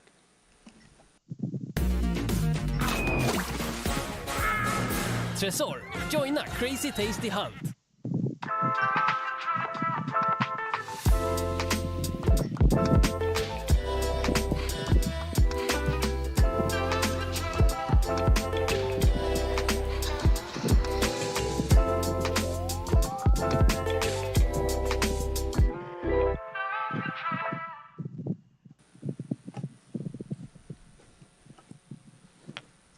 Chair now recognizes Mr. Palmer from Alabama for 5 minutes. Director Cheadle, did local law enforcement ESU teams have compromise authority to engage a perceived threat? Yes. Why do you think they didn't use it? I believe that they follow the same use of force that our agency. You don't, when you have compromise authority, you don't have to get permission if you perceive a threat. And there were not just the ESU units, but there were local law enforcement that had line of sight on the shooter before the shots were taken. So one of my questions is there was supposed to be a briefing with the Secret Service sniper units, your counter assault team members, with the contract team, with the local ESU teams. That didn't take place. Why was that? So I have been told that there has been a briefing. There was a briefing that took place. I've been told that there wasn't one. And again, we are still looking into the facts of the investigation. So well, let me ask you this. When were you informed that there was a credible threat against President Trump, former President Trump? When did you learn of that? Sir, the former president has a number of threats. I didn't ask you that. There was a credible threat from Iran. When were you informed of that? Answer the question. We have been monitoring the threats. You for knew the former president. You knew before the rally, okay? All right. The site security plan is generally drafted by the site supervisor and the site agent, probably out of the Pittsburgh district office. Did they take into account the credible threat against President Trump? Our personnel take into account the threats that are Then out why there. would they leave a building? And I will correct the distance that's been quoted. It was about 140 yards with clear line of sight to the president. Why was that building not occupied on the roof? I mean, you could have put Barney Fife on the roof and kept somebody from getting up there. So why wasn't that done? The plan that was developed that day encompassed a number of security mitigations. The issue is the site supervisor, the site agent, and the special agent in charge, who I think signed off on the plan, did not include that in the inner perimeter, and they didn't have a plan to secure the building. As I understand it, the Butler County ESU unit was situated on the second floor of a building next to that, but they didn't have a clear line of sight of the roof. The angle was too severe. The photograph that was taken of the young man, of the shooter, when he had the rangefinder, was taken at 5:15. It wasn't until 5:38 that photograph was transmitted to the Secret Service sniper units. I don't understand the lack of interoperability here in the communication process. I don't understand why people didn't perceive that as a credible threat. The video that Mr. Christian Morphy had shown there was clearly a credible threat. So how is it that all of these mistakes could be made? How many explosive devices were found on or near the site? Again, I would have to defer you to the FBI. Madam, I believe they were in his car, and I think there might have been one near a main gas line. It wasn't just the fact that he had a rifle. It was the fact that he had the ability to inflict enormous harm, enormous numbers of casualties, had those devices exploded. I want to know also, when your agents conduct a site review, are they fully informed of all of the threats that are being made against the principle that they're protecting? What I can tell you is that when our agents go out to conduct an advance, their whole goal is to ensure the safety and security. I understand what their goal is. The failure to secure that building not only put the former president's life in danger, it put the lives of individuals in the crowd in danger as well. I mean, the Reagan shooting, there were other people shot at that time as well.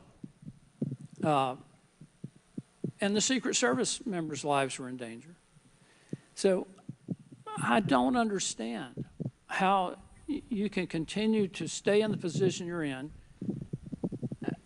when this was a a failure of historic magnitude. 43 years without anything like this happening. And you failed, in this case, in a spectacular way. Mr. Chairman, I yield back. Gentleman yields back. Chair recognizes Mr. Mfume from Maryland. Thank you, Mr. Chair. I want to commend you and the ranking member on your joint statement and for holding this hearing that we might all at least attempt to try to get some answers. Some of us, Ms. Cheadle, grew up in an era not too unlike what we see today in terms of political violence. And some of us remember the November 22nd, 1963 assassination of President Kennedy. Some of us, like myself, remember 2 days later when Jack Ruby on live TV shot and killed Lee Harvey Oswald. We've seen over and over and over since that time these kind of attempts, whether it was the assassination of Martin Luther King or Bobby Kennedy, or the attempted attack on George Wallace in Laurel, Maryland, the shooting in 1981 of Ronald Reagan, our friend and colleague Steve Scalise shooting here in D.C., and the unfortunate attack on Paul Pelosi, and now this matter regarding former President Trump. Let me try, if I might, to take another walk at this. People just assume that whoever is in charge takes full responsibility when there's never been, at least on this magnitude and scale, this sort of failure. So when members ask you, are you going to resign, and you say you have no intention to, they are perplexed, like many people who watch what's going on. And there's some things I just don't understand. Why was the building, the ARG building, placed outside of the perimeter when clearly it was close enough for someone to launch an attack? Win back quality time with Peneo, a platform that combines digital signing and KYC workflows to streamline critical business processes for anti-money laundering regulated B2B companies. Digitalizing those time-consuming analog tasks will help attract the next generation of talent and grow your business by enabling you to provide more service offerings. From client onboarding and service delivery to offboarding. Our open API and out-of-the-box auditing and accounting integrations means Peneo is a solution that will fit the tech stack of your entire client lifecycle. Thousands of AML-regulated B2B businesses already count on Peneo to save time and ensure compliance throughout the client lifecycle. Isn't it time you joined them?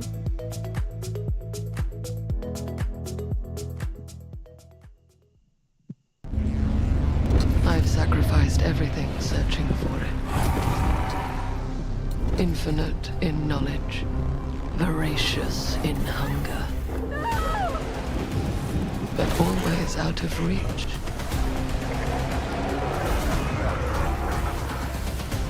Until I found him.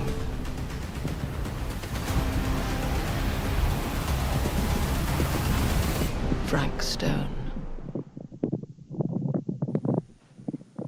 So again, sir, we are looking into all of the details of how the advanced was comprised, but I can tell you that there was overwatch on that building provided that day.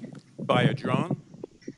I'm not going to get into the specifics of technology or assets that were used. Well, I think it's fair to say the overwatch failed because the shooter got up on the roof and stayed there for a while, and people had pointed him out. So do you think that your overwatch was a failure in that case? I think that we need to know the full details to understand how this occurred. And why was the rooftop left naked to begin with? Can you tell us that, considering it was within the line of sight and so very close? Again, I can't speak to the specifics of this particular event site, but what I can tell you is that when the Secret Service develops an advanced plan, they take into account a number of factors when they're building their advance. If there are buildings or areas of concern, and overwatch is one of those mitigations that they want to put in place, then they will cover off areas of responsibility. I understand that, but the shooter came to the attention of your agency 52 minutes before the former president got to the stage. Did anybody get assigned to watch or cover that individual who had already been seen with a advanced finder on him and other suspicious matters. Was anybody assigned to track him? So what I'd like to clarify is that a suspicious individual I got that part. was It's brought not a threat. to the attention I know. of our personnel. And again, having a rangefinder at an outdoor event. Well, let me ask you this. When the suspicious person was brought to the attention of the Secret Service, was anybody in the detail ordered to follow and stay with that suspicious person just because they might become a threat? So we have a number of teams that are on the ground. And again, we are trying to verify the timelines of when those notifications were made to our personnel so that they could assume the responsibility of trying to track that individual. Ms. Cheadle, there has been a lot of discussion, some of which raised itself earlier in this hearing, about poor staff morale within your agency. And I have the July 17th report of Government Executive, which is a credible reporting service for the federal government, for employees. And the 2023 ranking of places to work within the federal government showed, and this is through the Office of Personnel Management, that the Secret Service came in 413th out of 459 sub-agencies and agencies. Can you explain that? Certainly. What I can tell you is the Secret Service is a difficult job. It challenges our employees daily. It's holidays, it's weekends, it's no leave periods. But, Madam, people come to work knowing that. You do explain that when you hire somebody. They know that. It's the same with other agencies. They miss holidays, they come to work at odd hours.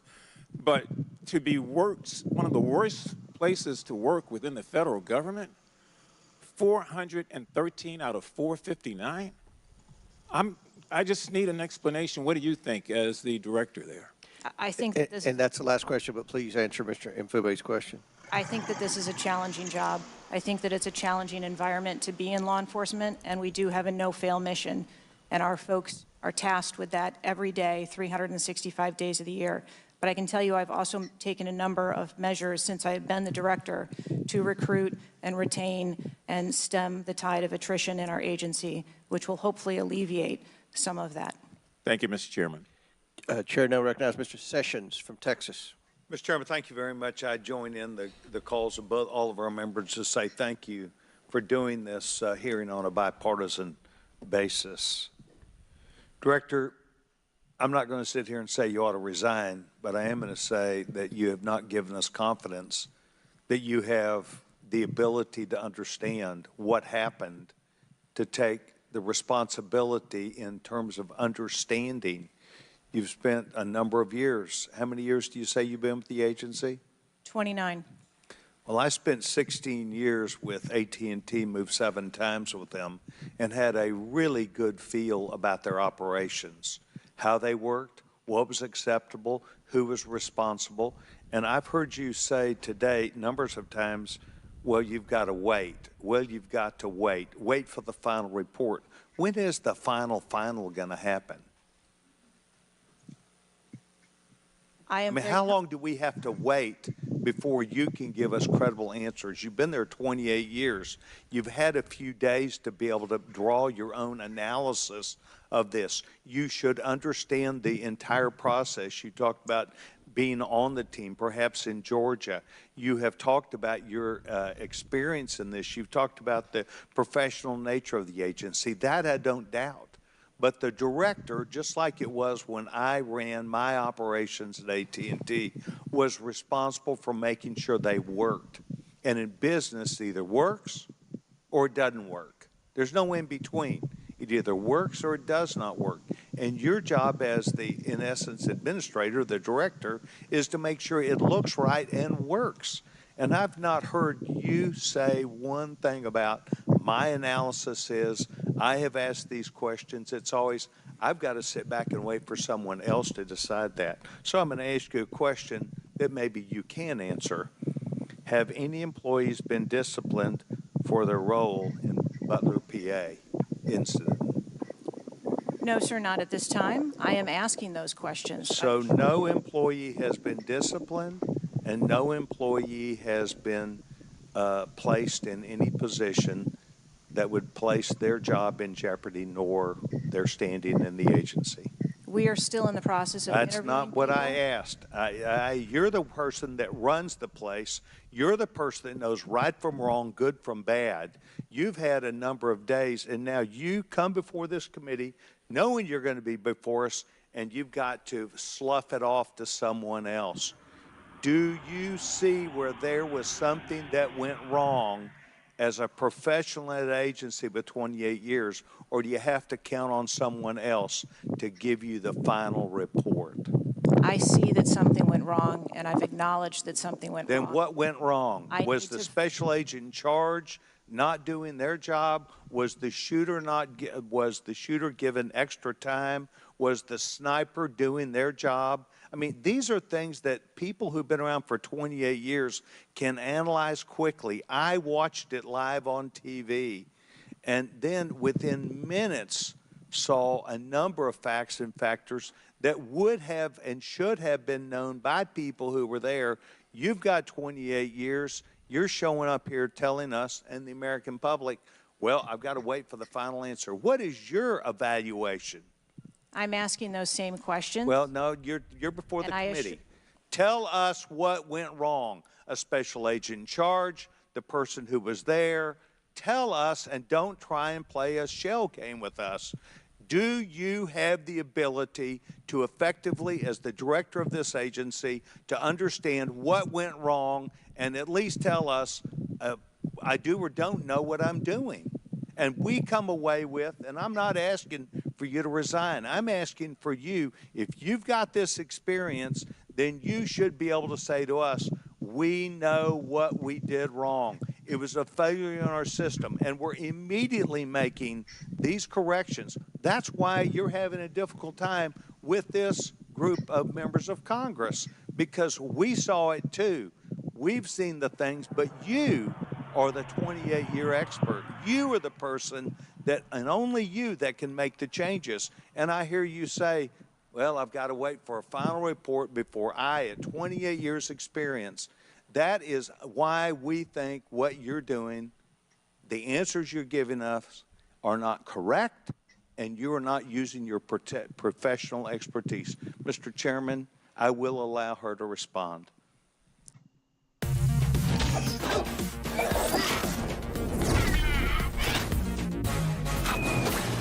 Tresor, joina Crazy Tasty Hunt. En vacker dag, men inte just nu. Över 99% tillförlitligt. Clear Blue. I am asking those same questions, sir, and I assure you, when I have a full and complete report of exactly what happened, there will be accountability, and we will make changes. Before I recognize the question, just out of curiosity, Director, it's been 9 days. Every American wants these questions answered. Do you have a ballpark estimate of what Mr. Sessions asked you would be able to answer? So I can time-wise? I can tell you on our mission assurance, internal investigation, we are targeting to have that completed within 60 days. There's also an external investigation that is going to be taking place. There are a number of Office of Inspector General investigations as well, and we are working in concert. And then, of course, there is the Department of Justice, FBI, criminal investigation. Chair recognizes Ms. Ocasio-Cortez from New York. Thank you, Mr. Chairman. Director Cheadle, respectfully, what you had just laid out about 60 days. We are currently in the midst of an especially concentrated presidential campaign in the moment. That is also paired with, of course, elections happening across the country. They're happening in about 100 days. So the notion of a report coming out in 60 days when the threat environment is so high in the United States, irrespective of party, is not acceptable. And I think it's very important to understand that. This is not theater.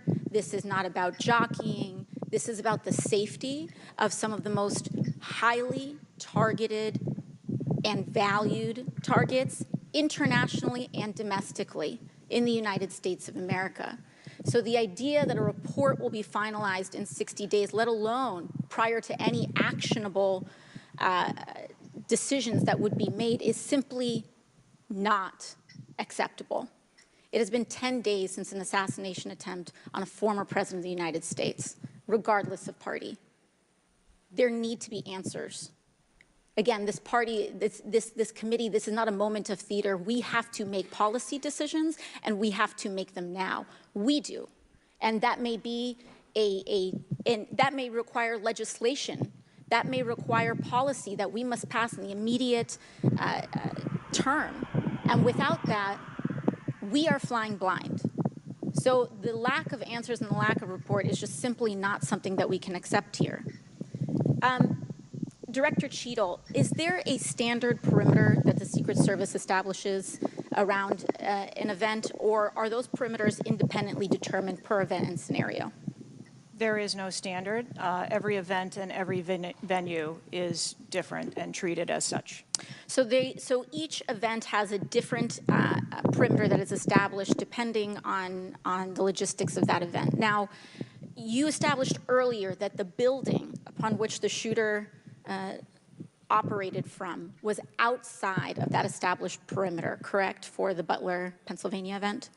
It was outside of our secure perimeter, yes. Now, that building was, I believe, 500. How far away was that building from the president?